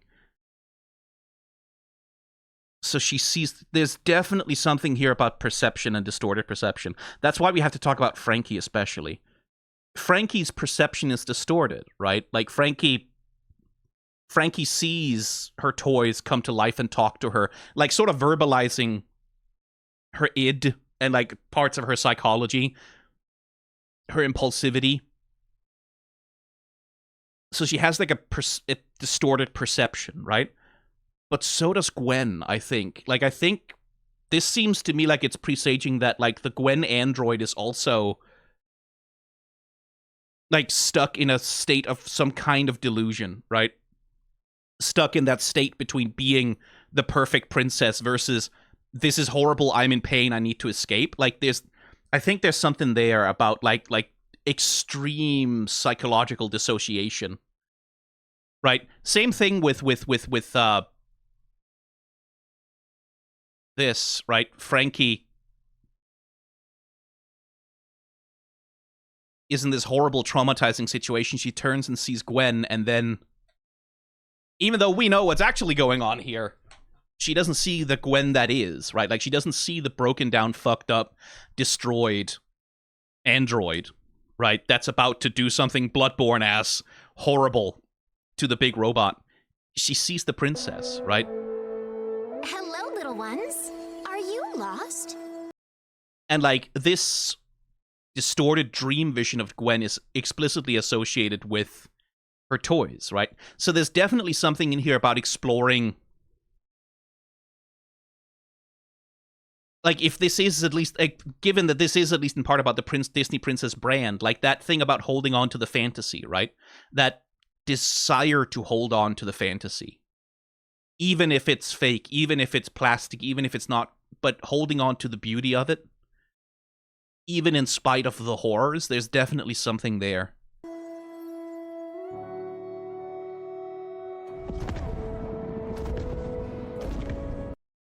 I like how Gwen's torso has the curvature of ribs under her boots. That's one thing, yeah, like, it's an impossible waist, but there is, like, it's a slightly different approach to anatomy than you get from the Disney brand. Again, this contrast of, like, red, warm oranges versus this cold space blue is happening here again. Is that your parent or guardian? Bright blue skies. I see. Well, you've been such a good friend to me. Allow me to sort this out for you. Frankie! Oh, man. Do you have any... This show is going to awaken an unspeakable number of lesbians. Like, there's going to be a tide of lesbians erupting out of the earth. Lespocalypse is coming. And we can point to this as the moment. Frankie! Come on! We have to get to the elevator!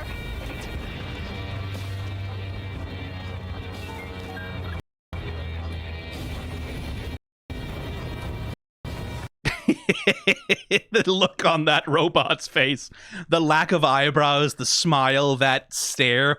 Oh, you just know some shit is about to happen. Oh no, she helped us! We have to help her! How?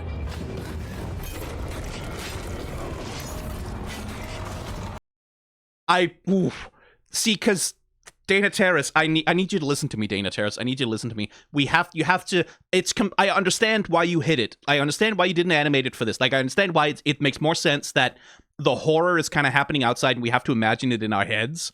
But you have to. There has to be when the full show. There has to be a Bloodborne. Like, you have to let Gwen do a Bloodborne. You have to let her. You have to have a scene where she does a fucking Bloodborne, where she fucking, like, I need it in my life. I need this fucked up princess android absolutely ripping the guts out of some biomechanical horror. I need it. I need to see that animated. I need this studio and these people to animate that for me. I need it. Please, I need it. I will buy any amount of merchandise. I need it. Please. God, I need to see that.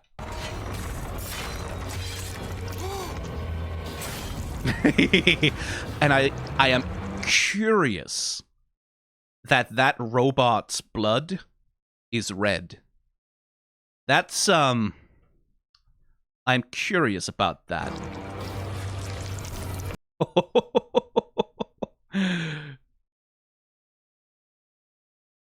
Oh, the parting doors.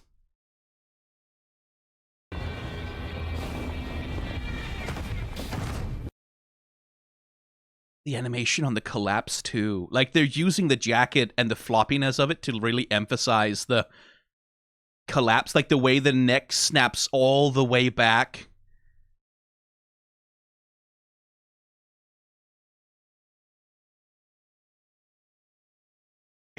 If this had been animated by Spindlehorse, she would have fallen into the Family Guy death pose. I hope we all know this. If Spindlehorse had done it, she would have fallen into the Family Guy death pose. They would not have been able to resist. And it would have been incredibly funny. Like, not appropriate to the tone, but incredibly funny.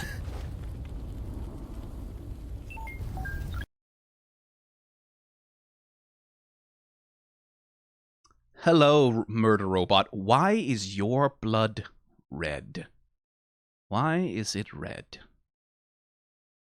You have to animate this for me. I'm begging you. I swear to God, Dana Terrace, I'm begging you, please. You have to show me this. You have to show me this. I have to see it. I need to see what that looks like. Not just out of, like, a perverse fascination with blood and guts and gore, but just you people, you motherfuckers who are animating this, the way that you would express that, I need to see that.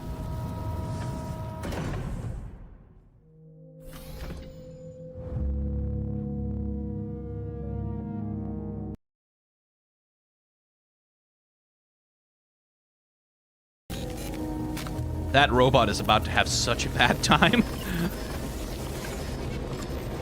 And when the robot is about to have a really bad time, we escape into fantasy, right? This show is doing some shit about fantasy.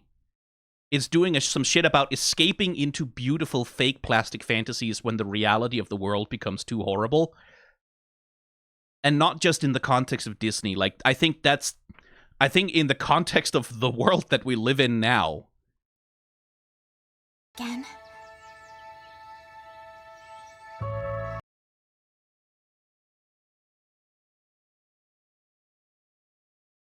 A broken crown.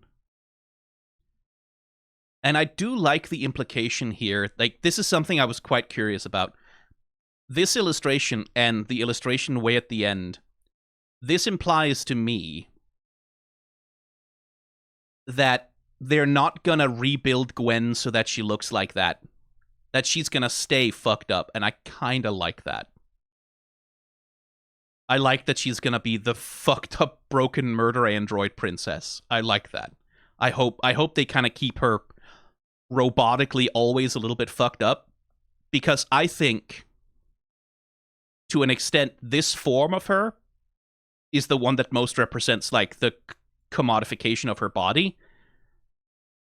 And there's some shit you can do with that in terms of storytelling. Anyway, credits. We need to read the credits. Created and written by Dana Terrace, Sark Makis, and John Bailey Owen. Yeah, you don't fucking say.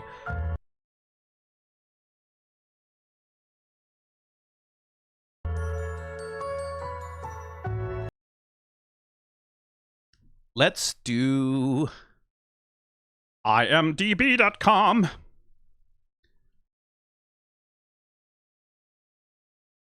Eden Regal. Let's see. Actress, year 1. Oh, she was a near replicant. Well, that's fucking thematically appropriate. Let's see. Ooh, nice long credits list. Let's see. Oh, that goes back to 1992. Home Alone 2, Lost in New York. She was a member of the choir, uncredited. Bunch of children's TV. She voiced Cone on Sailor Moon.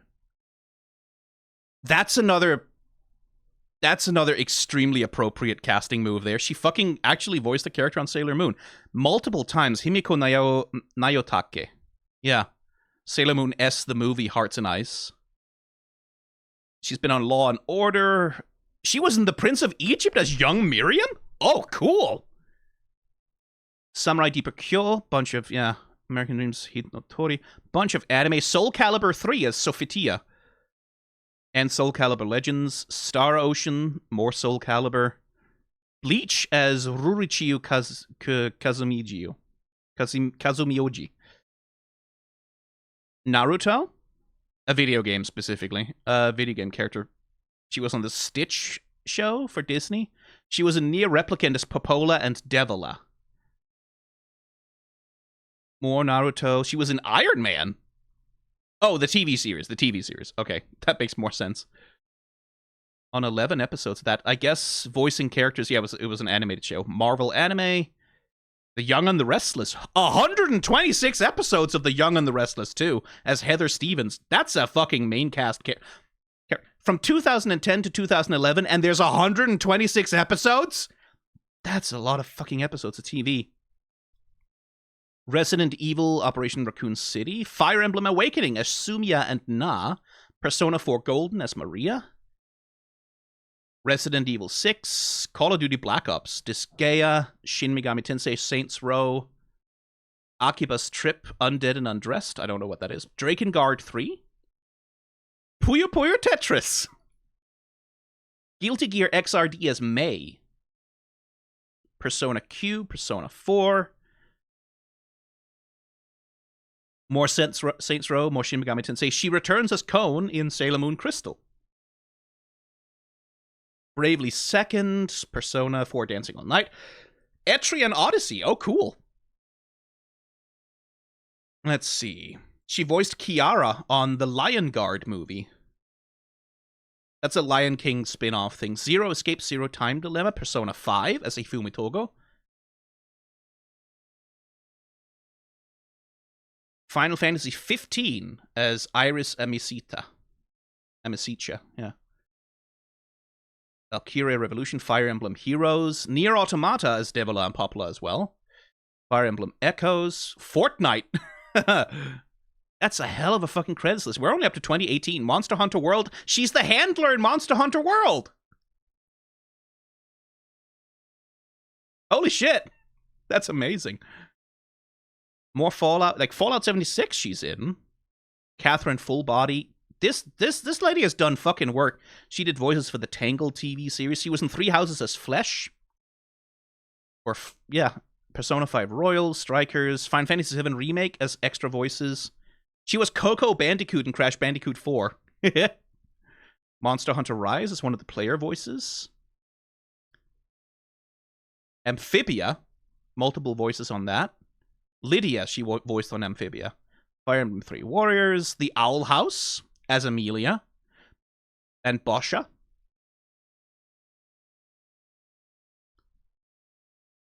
She was in a Harry Potter game in 2023. That sucks a little bit.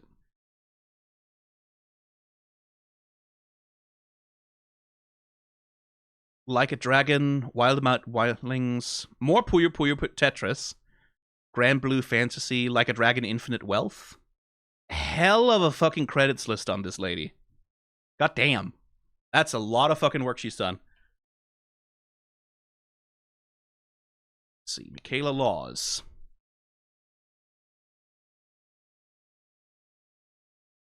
Okay. No picture of this person, but pretty long credits list going back all the way to 2009. Damn. Let's see, anything I've heard of. Minecraft Diaries, which was a TV series, apparently. Some mobile games. Yandere Simulator. She did voices for. Honeycam Studio. Cool.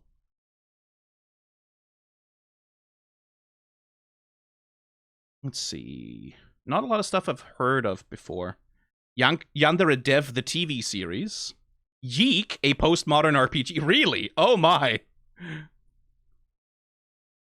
Really? Yeek. Oh, okay. There's a fucking blast from a desperately horrible past. My.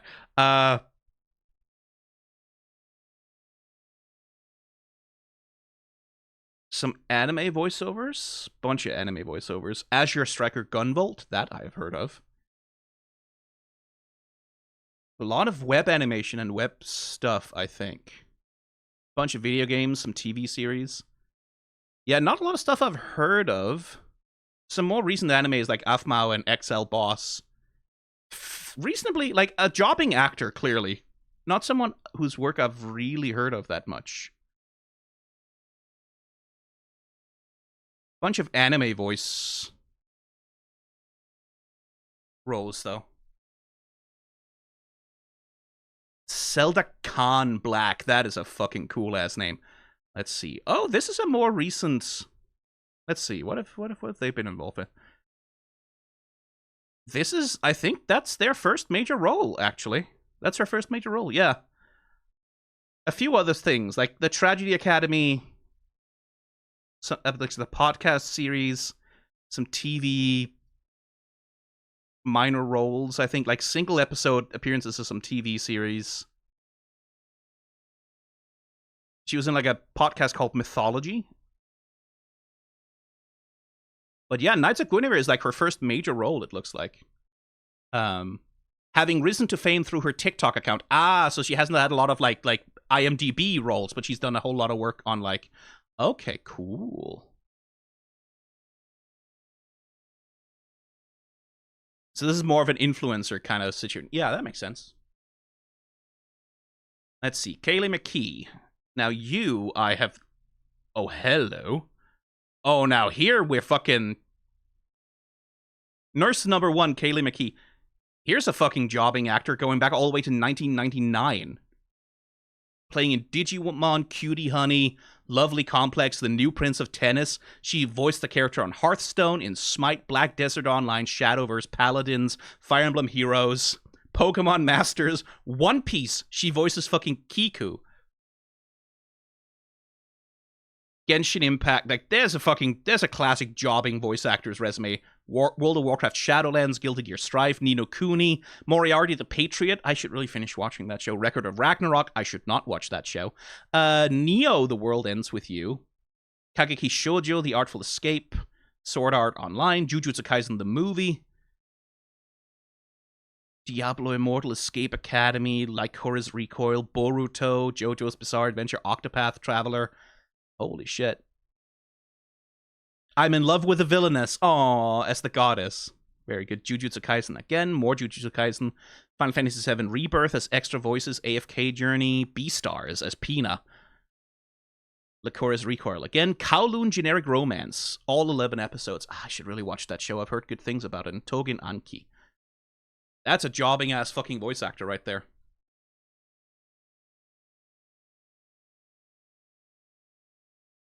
Let's see. Lauren Kong.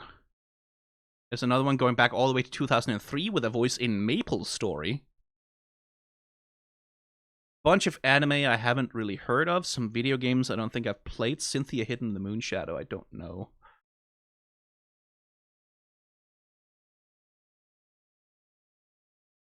Yeah, a lot of video game voices. Mostly games I've not heard about. Doomsday Paradise, The Source, Synthetic. Some visual novels by the looks of some of these thumbnails. Not a lot of, like, Full Moon Mischief podcast series. She was, like, on 10 episodes of that, but mostly seems like be a bunch of one-off roles. Video game voices, and then it looks like Knights of Guinevere is probably the biggest profile thing she's worked on. That's cool. And then, of course, Sungwon Cho. Sungwon Cho. Needs no introduction. But I haven't checked his IMDb in a while. Dude is a jobbing voice actor. Like, he shows up in so many fucking places. How far back does his career go? Ace Attorney Investigations 2, he got a role on in 2011. And then Shadowverse Battle Right Fire Emblem Heroes as Darrows and Holst, yeah. Dungeon Dynamite, bunch of anime, Hat in Time, Hellsing Ultimate Abridged as God. Monster Prom, Camp, Red vs. Blue. Unavowed, Anime Crimes Division, I remember that one. Soul Calibur 6 as Huang. Final Fantasy VII Machine Abridged. Yeah, he works with Team 4-Star a bunch. Judgment. Oh, he voiced fucking Tashiro in Judgment. Cool. More Monster Prom, Cartoon Hell, OKKO, Pokemon Masters, River City Girls, Borderlands 3, Legends of the Galactic Heroes, Yakuza Like a Dragon, Grand Blue Fantasy, more Red vs. Blue, Persona 5, Strikers specifically, Dust, Pop-Up Dungeon, Agretsuko, Genshin Impact, Monster Prom again, Ikeburo Westgate Park, Pokemon Twilight Wings, Akudama Drive, oh cool, Disgaea 6, Monster Hunter Rise as Hibasa, Rune Factory 5, voiced Mordecai on the Lackadaisy comic dubs, which is like, I think he got a lot of attention out of those. Astef movie he showed up in. Tuca and Birdie. Oh, cool. I should watch Tuca and Birdie again. That was a good game. Boyfriend Dungeon, Adventure Time, Distant Lands, the TV miniseries. Legend of Heroes, Trails to Daybreak. One Piece as Cat Viper for one episode. High Guardian Spice. Pity about that show. Ragnarok Origin, Genlock, Vampire Survivors. Cool. As Richter Belmont in Death. That's nice. Ranking of Kings. Lost Judgment, Black Desert, Eternal Winter. Yeah, fucking dude is a working actor. Dude is a fucking working actor. Fire Emblem Three Hopes shows up again. AI, The Somnium Files. God of War Ragnarok as Ratatusk. River City Girls 2, Record of Ragnarok. Lackadaisy as Mordecai. Let's see. Advance Wars. Oh, cool. Showed up in a Thomas Sanders short. It looks like Ease, Pantheon Pluto, More Like a Dragon. American Dad he had a voice on for one episode. Like a Dragon Infinite Wealth, Lackadaisy More, Grand Blue Fantasy, Moon Girl and Devil Dinosaur for one episode. Jellystone, Unicorn Overlord as multiple characters. Game Changer, where he showed up as Fix-It Man 78. I remember that episode. Solo Leveling, where he is Wu Jinchul. Delicious in Dungeon as Senshi. We stan fucking Senshi. Pokemon Horizons. Batman Caped Crusader. Gundam Breaker 4. That time I got reincarnated as a slime. Solo Leveling again. Beastars. Sakamoto Days. I should watch Sakamoto Days. I love the comic. I don't know if the animation is as good. Shows up in a Critical Role one-shot Like a Dragon. More Solo Leveling. Gremlins Secrets of the Mogwai, a TV series. Family Guy as a prisoner for 2 episodes. Shadowverse, K-Pop Demon Hunters, also he did some voices for. Death Stranding 2, Big Top Burger, Knights of Guinevere, Digman. That, of course, being on top of, like, all of the shit that he himself has, like, done just on social media as a personality and influencer. Let's see, David C. Cherry as Reggie. That's the only role listed on IMDb. Okay. And then Erin Nicole Lundqvist. Some Swedish heritage there, perhaps? Oh, here's another job. 186 fucking voice credits. Jesus Christ. Let's scroll down and see. What do we got here? Kenichi the Mightiest Disciple back in 2013 to start with. Some TV series, some single episodes it looks like, some video games I have not heard of, as usual. Like, I have not heard of a lot of video games, so that's normal.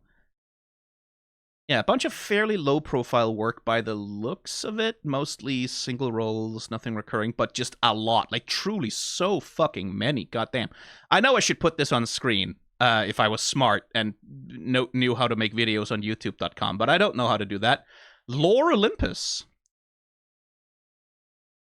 because I am bad at my job. I don't even know what chat is talking about right now because I can't see them. Potionomics is May. Cool. Yeah, a lot of TV series, a lot of video games. I think a bunch of, like, some mobile games, a bunch of, like... Yeah. Just a lot of fucking work they've put in. Mostly things I don't know, haven't heard about, but... My unique skill makes me OP even at level 1. Ah, Isekai. Oh, they really fucking start picking up work around 2023. God damn, they're in a lot of shit. 2022 and 2023. Dark Envoy, that game I have heard of. Goblin Slayer, cool. A Returner's magic should be special. I'm in love with the Villainous, very good. Bucktopia, The Ancient Magus's Bride. Oh, cool. I should reread that. The Unwanted Undead Adventure. Bunch of Isekai. Haikyuu as a secondary character. The Witch and the Beast, Buchigiri. Data Live. Chillin' in Another World with level 2 super cheat powers. Ultraman Arc. Oh, cool. An Ultraman role. That rules. Journey Through Another World, raising kids while adventuring. Stormgate. One Piece has a few additional voices. Overlord, The Sacred Kingdom. Cool. No Longer Allowed in Another World. Spice and Wolf. Hey. As a secondary character. My Hero Academia as Miheira. Codex Lost Reign of Destiny. The Trillion Games. Senshu. Senshu. Oh, cool. I may be a guild receptionist, but I'll solo any boss to clock out on time. That one seems kind of fun. I should watch that. Shangri-La Frontier. A lot of anime starts showing up.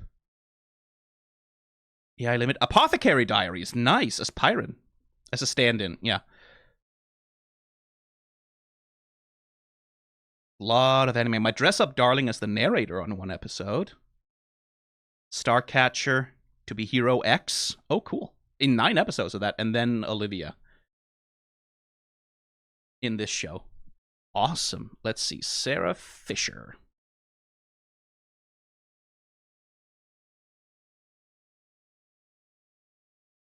Oh, misspelled that pretty badly.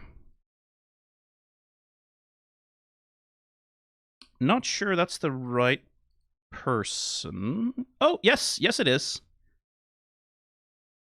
But they are mostly credited... So they seem to be mostly a production assistant and technical director. Visual effects and stuff, but they do a voice for this one, so it's one of the crew jumping in.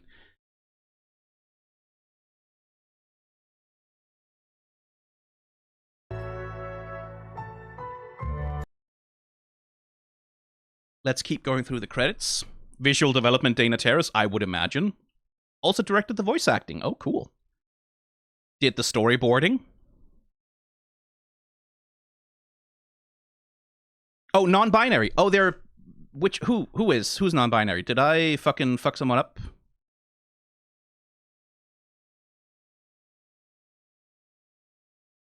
Was one of the people I was talking to... Oh, we're just answering. Okay, I thought for a second I'd misgendered someone. I didn't...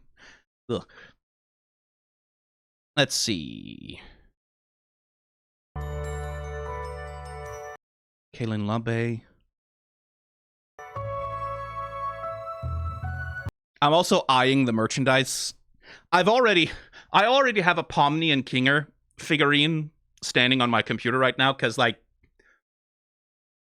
I do want to support Glitch and what they're doing. I really, like, I need them to do more of this. You missed a Pomni in the Claw Machine. I missed a Pomni in the Claw Machine? We're going back for that. Just a sec.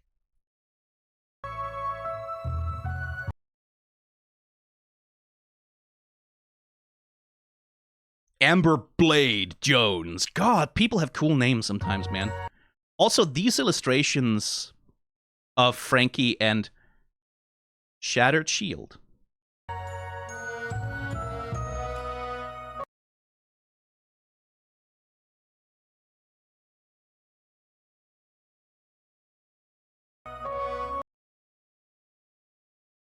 Animation director Kofi Fiago. Maybe, so the fucking thing on the shelf was just they put their name in there. That's cool.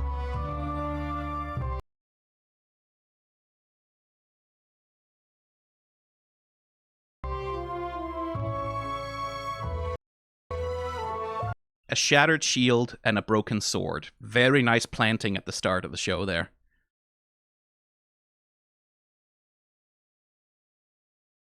Cleanup and color by Studio Mayala.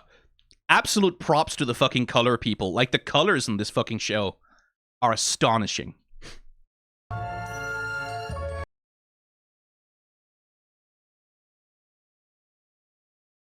Also, the compositors. God, the compositors deserve so much credit for making this shit work.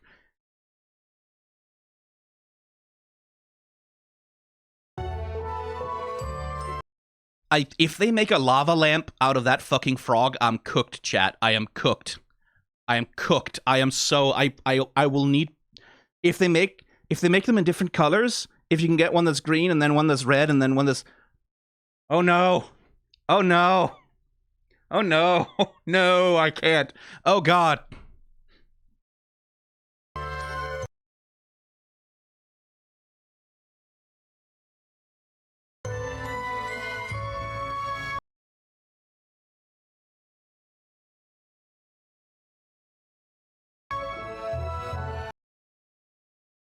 That's also a pretty fucking sick hoodie design right there.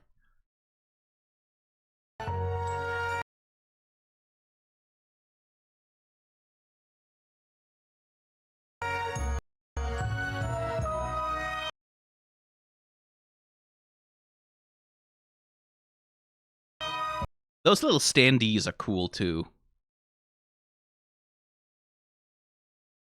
Is she Oh, she's holding a disembodied head. Very good. Production babies. Aw. Evelyn and Camilla Terrace. Oh, congratulations to Dana Terrace. Did they have those children? Like, over the course of production? Goddamn.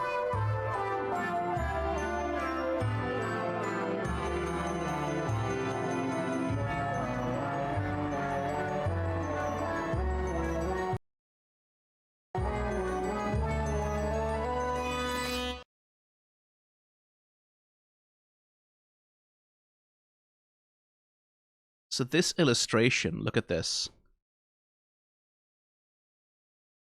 It's beautiful, right? But you can, like... It's beautiful, but it's not slick, right? It's not... There's color bleed, there's, like, uneven lines.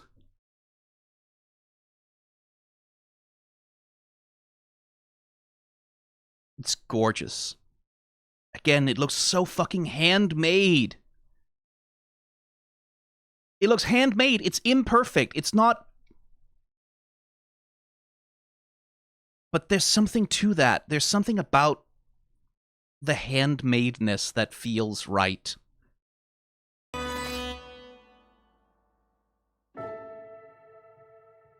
Ooh.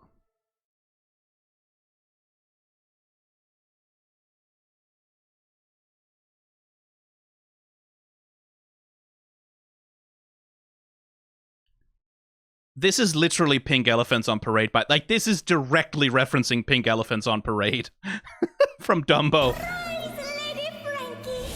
You gotta save the princess! Get up, or you're all gonna die!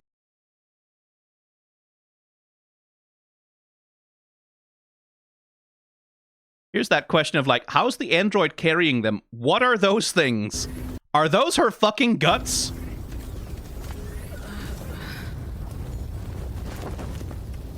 I think that might be her actual fucking guts.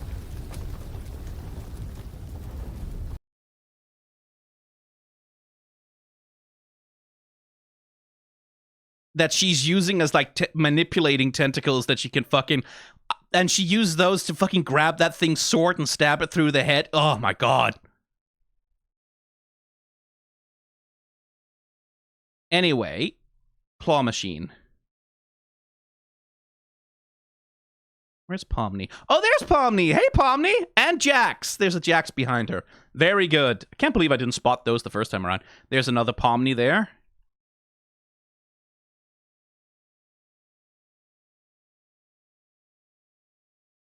I guess making a Zooble would be difficult.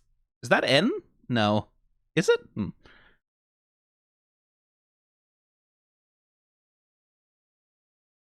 Speaking of, by the way, we talked about hand-drawn illustrations.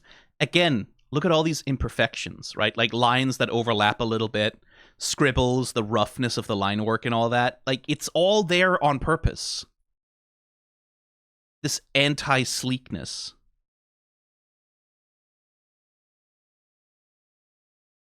Right, so this is obviously a memory, right? Like, this is Frankie's memory of going to the park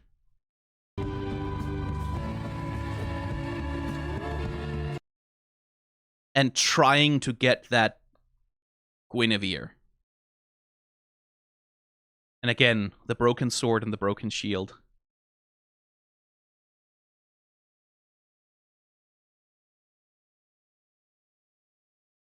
So we're in a space of memory, which is why the lighting is so weird, right? But that's also why the encounter with the robot, like, the reality is probably just that they ran into a robot, right? It might, but this is what Frankie sees, right? Like, when the robot is playing back its little script, when it's doing its little thing, for Frankie, this is what it's like. And indeed also for Andy, right? Like, it's the dream, the magic of it takes over and blots out reality for a second. And the thing with the fucking finger, too.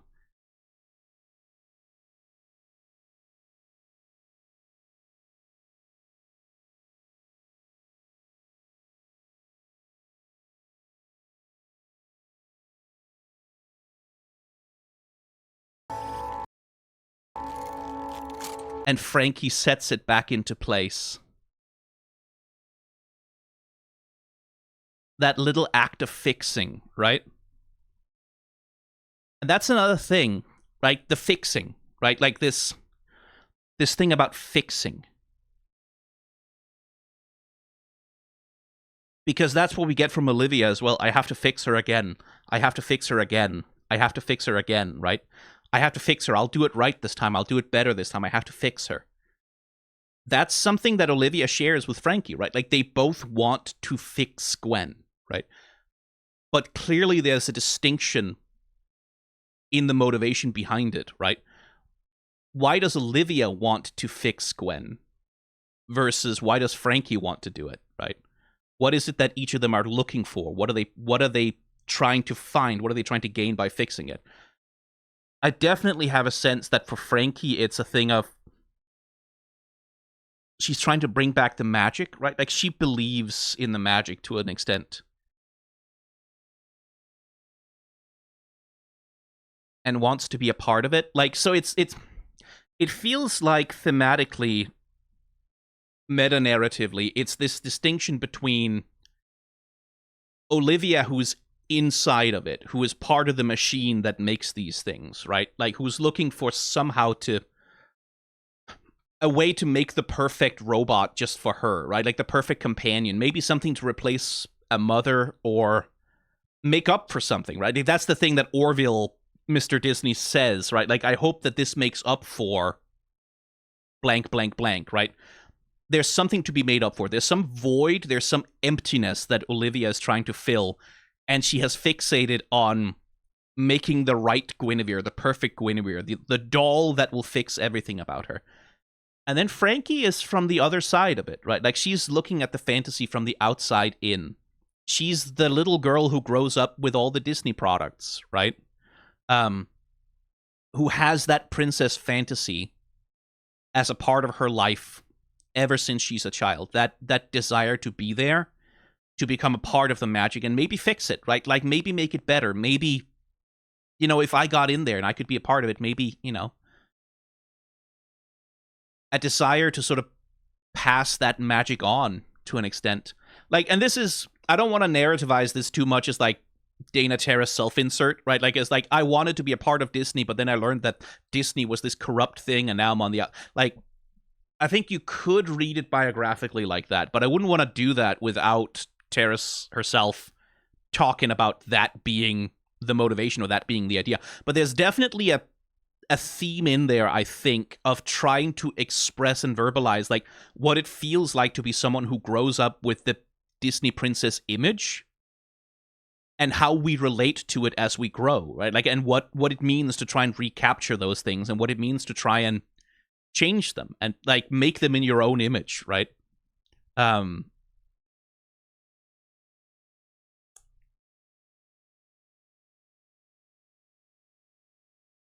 Oh, Jesus, Star Dancer. Again, I don't want to narrativize this too much as like a personal biographic thing unless Teres herself says it. But, like, Olivia is also kind of a pathetic figure, right? Like, we see it at the start of the show. She's this little girl who just has no emotional affect whatsoever, right? Who just has no expression, who seems to have no joy, no life in her eyes at all. And then as an old woman on her deathbed, she's nonetheless, there she's expressing feeling and emotion, right? There she's expressing this desperate desire to get the princess back, right? I'll fix her. I'll do it right this time. There's something I can do that will make this work, right? And again, I feel like there's probably going to be a big parallel. Like, at least there's a narrative parallel you can draw from the pilot between Frankie and Olivia. And this relationship to Guinevere, and the princess as a thing, right? As an archetype, as an idea. And what it means for the both of them. And I don't necessarily think that Olivia is going to be some kind of irredeemable villain. Or, well, I don't like talking about redemption when it comes to villains because it's the least interesting lens through which to view them. But I don't think she's going to be like an unfaceted, like, sort of total evil. I think she's going to be something toxic and abusive and horrible, but, like, not for no reason, right?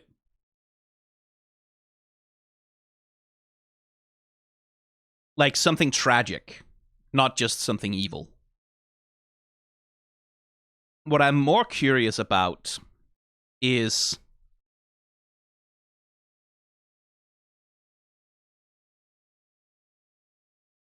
Frankie's relationship with it. Like, what is it that Frankie has to learn from Guinevere? What is it that she has to learn about wanting to fix this or be part of that fantasy? She has this drive to work at the labs, right? Like, she wants so badly to work at the labs because she believes in the fantasy to in a way that Andy clearly doesn't anymore because she's been there, right?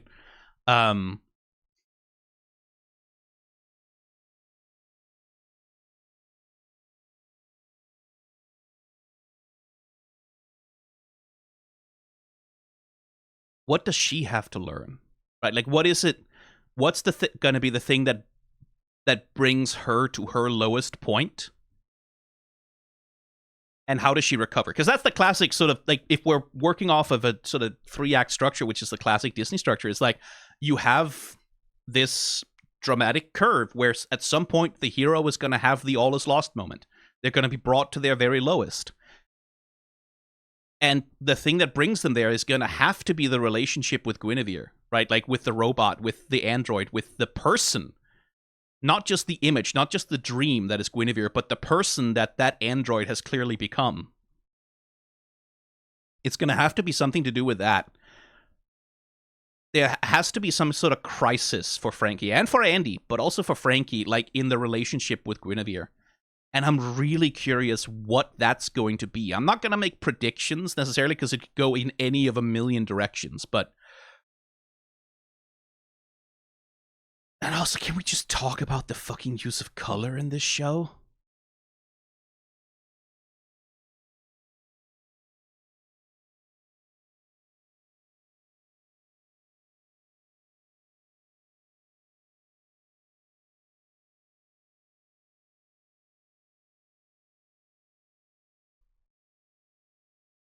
Sparky's interesting too.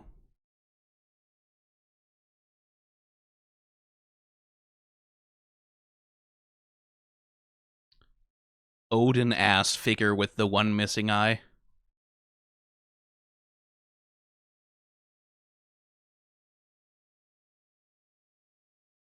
That's the thing in terms of character design. I don't know that I can analyze Sparky necessarily that much. Oh, some people are gonna be turbo horny for this old man. Absolutely, Purple Ivy. You're not gonna be alone there.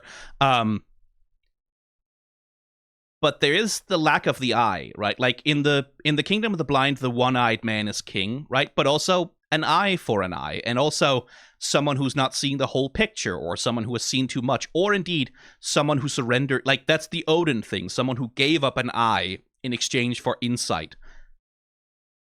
I think Sparky knows more than he's letting on, especially because, like, we also had this thing on the boat where he seemed to be able to see Frankie even without looking at her, right? Like, there is something about this. There's gonna be some more shit to this old man, I think. Also, a fucking gun in a shoulder holster. It's like, that dude's not just a fucking dock worker, right? Like, that's a fucking mobster-ass motherfucker. There's something else going on with this guy. There's a lot of something else going on with this guy that I'm curious about. I do like the cauliflower ears. The way that, like, he has the ears of a boxer, right? Like, these swollen cauliflower ears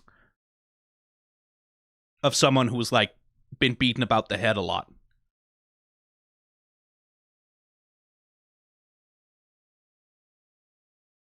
But yeah, the use of color and the fact that the characters get to be fucked up, right? Like, so this is something I talk about a lot when I discuss character design, is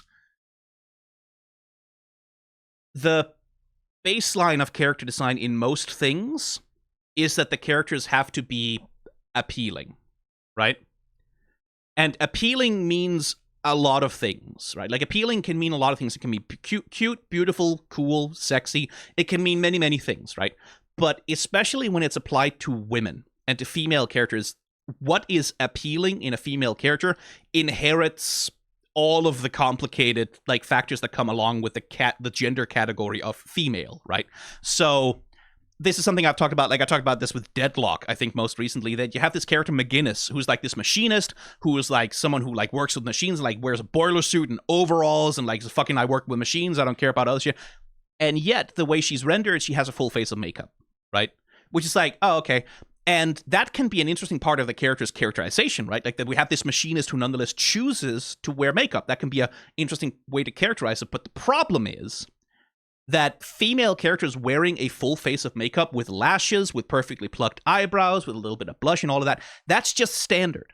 Every female character in every fucking female character in Overwatch, even the fucking Junker Queen, right? They do the thing with the eyelashes, right? Like, there is this standard in gaming, in animation, in character design of female characters in general, that you have to put some makeup on them. You have to put something on them. They have to have some of that shit on, because those are visual signifiers of femininity, and if you don't put them on there, people are liable to read the character as something other than a woman, because woman has to be distinguished as a specific category by these secondary signifiers that are sort of attached to. And one thing I quite like about the character design in this show is, like, this show is using these signifiers specifically. Like, Gwen has them. She has the lipstick. She has the full face of makeup. She has the big doe-eyed Disney look. Like Gwen is specifically, like, mired in these signifiers of femininity. Whereas Andy is like, you get the little thing with the lashes, but that's it, right? She gets to have a spotty face, right? She gets to not be pretty all the time. She gets to be kind of fucked up and look a little bit greasy. And Frankie is like, I believe Frankie is a woman. Like they use she, her pronouns for her in some of the concept art and stuff. But Frankie is androgynous, right? Like, there's, like, in the sense of, we don't get those typical added signifiers of femininity. We don't get the long lashes. We don't get the full face of makeup. There's a jaw there. She has, like, a fucking structure to her nose ridge. That's the other thing, noses. Noses are a point of annoyance for me in character design, because every fucking character, every female character especially, it's always the same fucking curved little fucking button Disney nose anime bullshit. Like, anime is terrified of noses on female characters. Like, you will notice this. Female anime characters do not have noses that show up on their face. They'll show up in profile a little tiny bit, but the nose has to be tiny. It has to be practically invisible, right? It has to be practically fucking invisible, because the presence of a nose runs contrary to some visual trope or idea of what femininity is. This show doesn't do that. The characters get to have noses that are characterful and, like, specific to them. And, like, Frankie gets to have a fucking, it's not a Roman nose, it's like a hooked nose, like a nose ridge that, like, stands out, which is fucking rare. Like female characters in character design, if once you start paying attention to it, You will never unsee how many female characters just functionally don't have noses as part of their character design. They will have a nose, but it's the same nose as like any of another fucking Overwatch does this a lot. Any of another fucking 100 female characters in the same thing. The nose is never used as like an active part of the character design to distinguish them, to make them stand out, to make them be different from one another. It's never fucking happens. And I know people will come to me with examples, but you know what I mean. It's rare. You almost never see it, and it's so annoying because a nose is a wonderful part of a face to use as a part of characterization. It's a way to make a character unique, to make them stand out, to give them a difference, and it's such a simple way to do it too, because you don't have to do much. You just have to do this. That's all. It doesn't even have to be that much. It just has to be, oh, hey, this character has a structure for the nose that's different from that character. Wow, look, they have different faces. They look distinct from each other. Isn't that fucking amazing? Sorry, I get a little heated about this shit. I just appreciate that I look at these two characters and the main, like, there was not some fucking executive standing over the shoulder of the character designer going, but make them look prettier. But make them look more appealing. Oh, we have fucking demographic data that says that young girls respond less well to merchandise of characters that aren't none of this. She gets to have thick fucking ass eyebrows. She gets to have a nose. She gets to have like a jawline that's like, they have different jawlines also. Wow, what a fucking concept to have distinguished, like much more angular, triangular face, and then this is softer and round. Isn't that fucking cool? Isn't that interesting? Look at these characters. They're distinct and different from each other. They have individual personalities, and you can tell that they are different people with different lives just from the way that they look, knowing nothing else about them. It's character design, you motherfuckers. It's character design. I just, there are times when I just want to go and grab some fucking executive by their fucking lapel and shake them until they stop breathing. No, that's an actionable threat. I can't say that. Shake them until they change their ways and see the error of their thing. Because it doesn't have to be much. Right? This isn't radical. This isn't something that's stepping into like bold and uncharted frontiers of character design. These are cartoon characters. They're normal cartoon characters, but the character designers are taking advantage of everything. They're taking advantage of all of the tools that are available in character design to create characters that are distinct and different and interesting.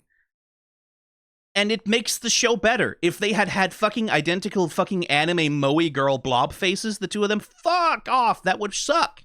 It would suck. It would be worse. It would be worse if they were designed more like anime girls, right? Like, even if they were prettier, even if they were sexier, even if they were more appealing, even if they would do better in a fucking gacha game or fucking whatever, it would be a worse show. The characters would be worse. Their personalities would read worse. It would be less interesting. It would run contrary to the themes also is the thing, right? Like, but just the fact that they don't have be conventionally pretty, be conventionally attractive as a design goal at any point, that they get to have differences in body shape and body type and morphology, it makes them people, right? Like, in the same way we talked about mess, right? Mess in the background, like mess, imperfection, graffiti, dirt, cracks in the sidewalk, cables that are attached imperfectly. In the same way that all of that gives the environment's character, right? And you can use that actively, contrasting the mess of the real world out here against, you know, that plastic perfection of the labs and like the theme park and the world up above and all that shit. You get to make these decisions. You get to have these active storytelling decisions that you can make because you invest into designing something to look a certain way, right? Like, same thing with character design. When you have characters that aren't designed with the primary purpose of being pretty, that's when you can make a character like Gwen herself, right? Like this vision of Gwen, this... Let's see if we can find it. This fantasy version of Gwen, right?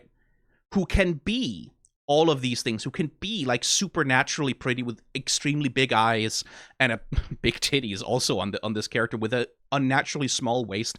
And these design choices say something about who this character is, say something about their role in the story, in the narrative, their place in the world, the way that they're presented. It says something. it communicates information to you. It tells you something. It's not just this character is skinny with big eyes and lashes and big titties because all of the female characters are skinny with big lashes and big titties. Like, it's, right? It says something. It does something. It's an interesting communicative choice. And you can still have the pretty characters. You can have as many of them as you fucking want. You can have a billion of them, so long as in your character design aesthetic, at some point you also make sure to go, okay, but what can we do with characters that are different than that that's interesting? Right? No one is saying you can't have pretty characters. No one is saying you can't have big titty, sexy anime girls. No one is saying that. Not ever. Not in a million years. I should fucking watch Princess Jellyfish again also on this channel so I can rant about this some more. No one is saying that. No one is communicating. Like, fucking grifter outrage merchant bullshit fuckheads with their screamy fucking thumbnails and their 12 video uploads a day. These fucking assholes. They will constantly, oh, they want to take away, they redefine, no beautiful women ever allowed woke, fucking pronouns, fucking that shit. They're so full of garbage and shit because, like, no one is arguing for that. What's being argued for is this, and also the pretty things, right? The ugly things, the imperfect things, the messy things, and also this. In addition to, plus, you are getting more value. You're getting more things. You are getting less monotony.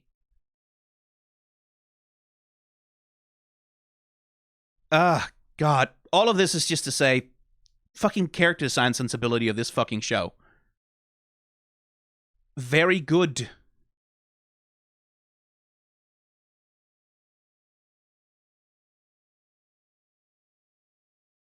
It's really good.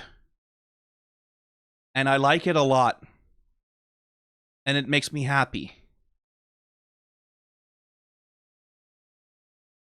Because, like, I love She-Ra Princess's Power. Like, I'm glad that exists. Cool show, but it had a little bit of that. It tried very hard in its character design. It did a good job, but it didn't quite reach this level, right? It was stuck a little bit more in, like, because it was a corporate product. It's like some motherfucker from Netflix was standing over the shoulders of the character designer the whole time, right?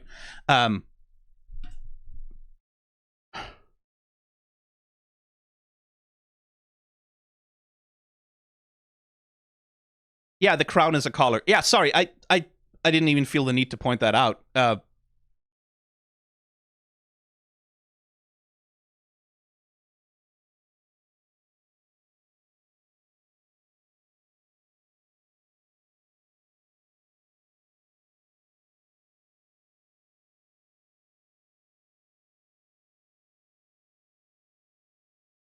This match cut as well. Right, the actual feeling being expressed versus, oh, this is what you're supposed to be. This is what the concept art says, right? This is the grim and gruesome reality of what it takes to make you perfect the way we want you to be.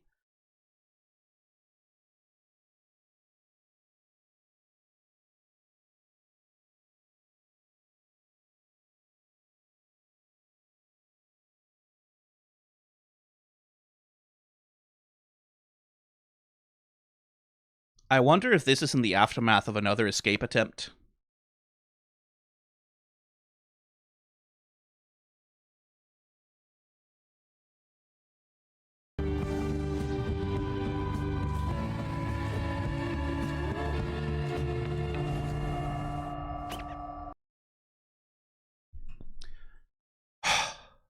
Oh, hey, there's Pomni.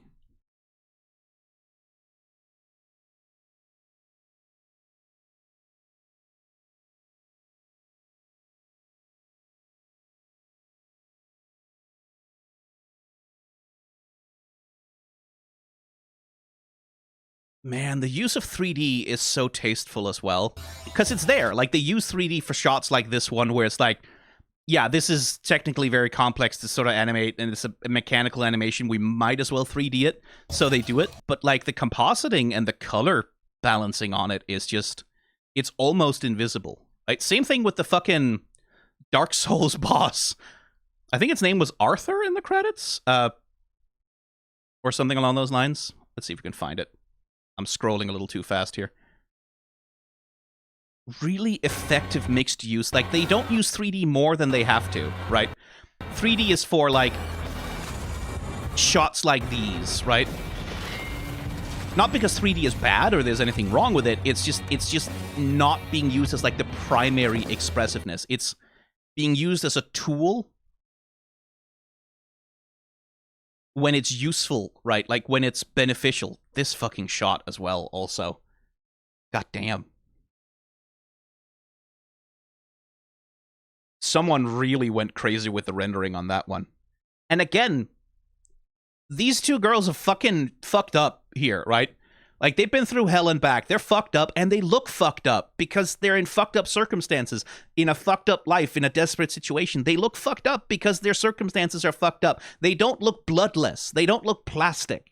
They don't look like they're made of fucking uncrackable porcelain forever, where the worst that can possibly happen to them is, like, one line under their eye or what. And it adds to the storytelling. The fact that they don't look pretty makes it better.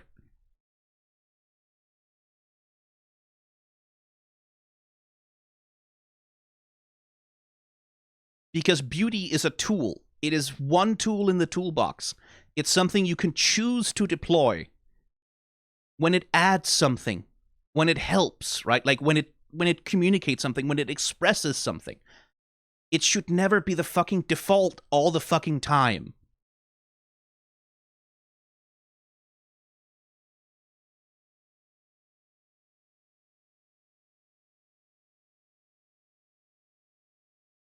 It should be a choice. It should be a decision that means something.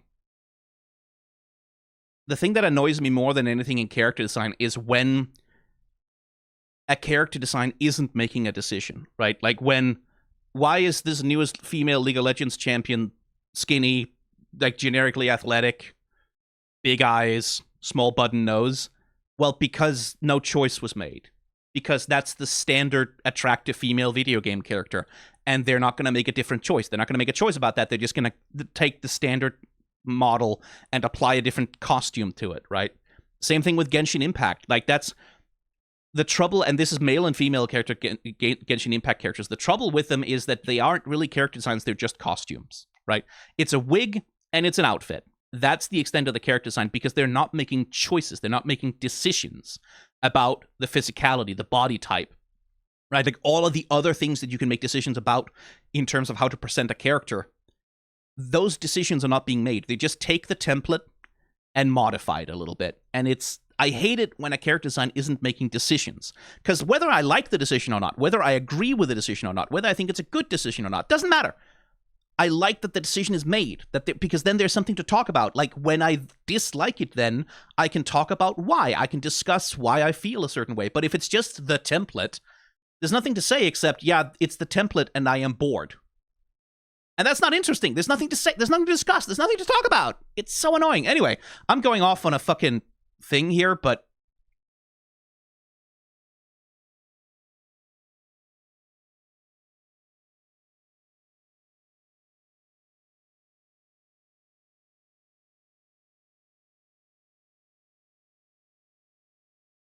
the point is that this show is fucking gorgeous.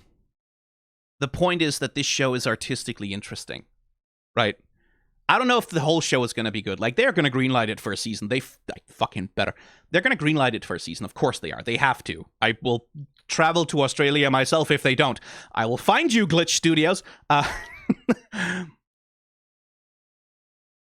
Whether it turns out good or not, whether it can sustain a whole season of storytelling or not, whether it drops the ball in the second half or whatever, or if the thing becomes compressed, or like whether it doesn't matter. Like, well, it does matter. It matters a lot. But regardless, it's going to be interesting. Regardless, it's going to be interesting. There's going to be something to talk about. There's going to be artistic decisions that are worth discussing. And that's the thing I want from a show the most. I want there to be acting decisions and choices and artistic decisions that are worth talking about, that are worth thinking about, that are worth interrogating, that are worth asking questions about. And that's the thing that's missing from truly so much media.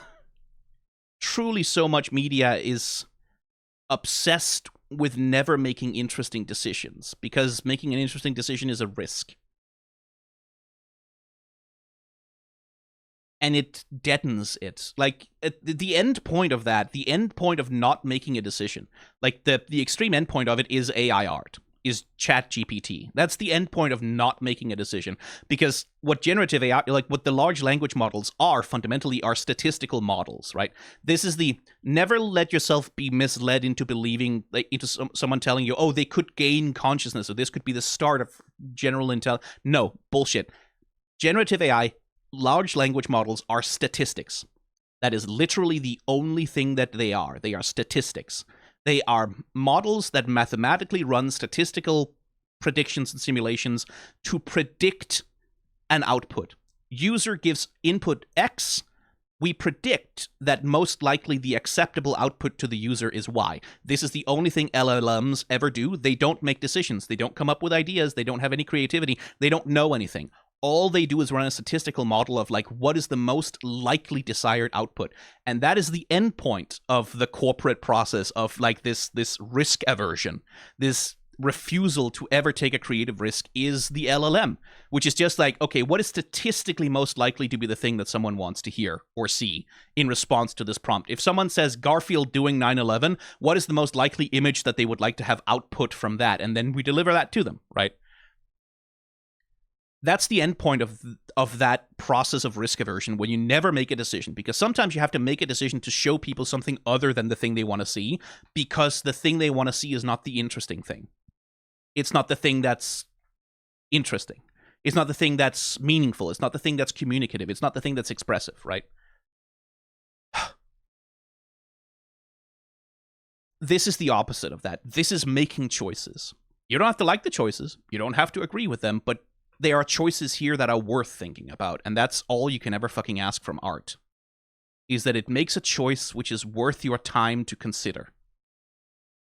And it doesn't have to be big choices, right? Like, it doesn't have to be major choices. It doesn't mean every piece of art has to be some revolutionary, world-shaking fucking whatever the fuck. Like, shit can be mediocre. It's fine. Most things are mid. Like, most things are ultimately pretty mid. That's fine. So long as they're making decisions, that's fine. When they don't make decisions, they're dead. Anyway, I'm sorry, I blacked out there for a second. What was I talking about? Right, Knights of Guinevere. I think it's pretty good. Yeah, it's decent. I'd like to see some more of it, I think. It was okay, I guess. I wouldn't mind if they made some more of that. That would be cool. Anyway, like, comment, subscribe, do the YouTube things, become a member of the channel if you want to see stuff like this early. You know, in case you can't wait for, oh god, 3 hours and 10 minutes of me. Oh my god, yeah. If you want to see that early, you can be a member of the channel if you want to. You don't have to, though. It's fine if you don't. Probably there comes a point when it becomes unethical to keep enabling me. But yeah, that fucking glitch, you better make more of this, because fucking hell. Bye.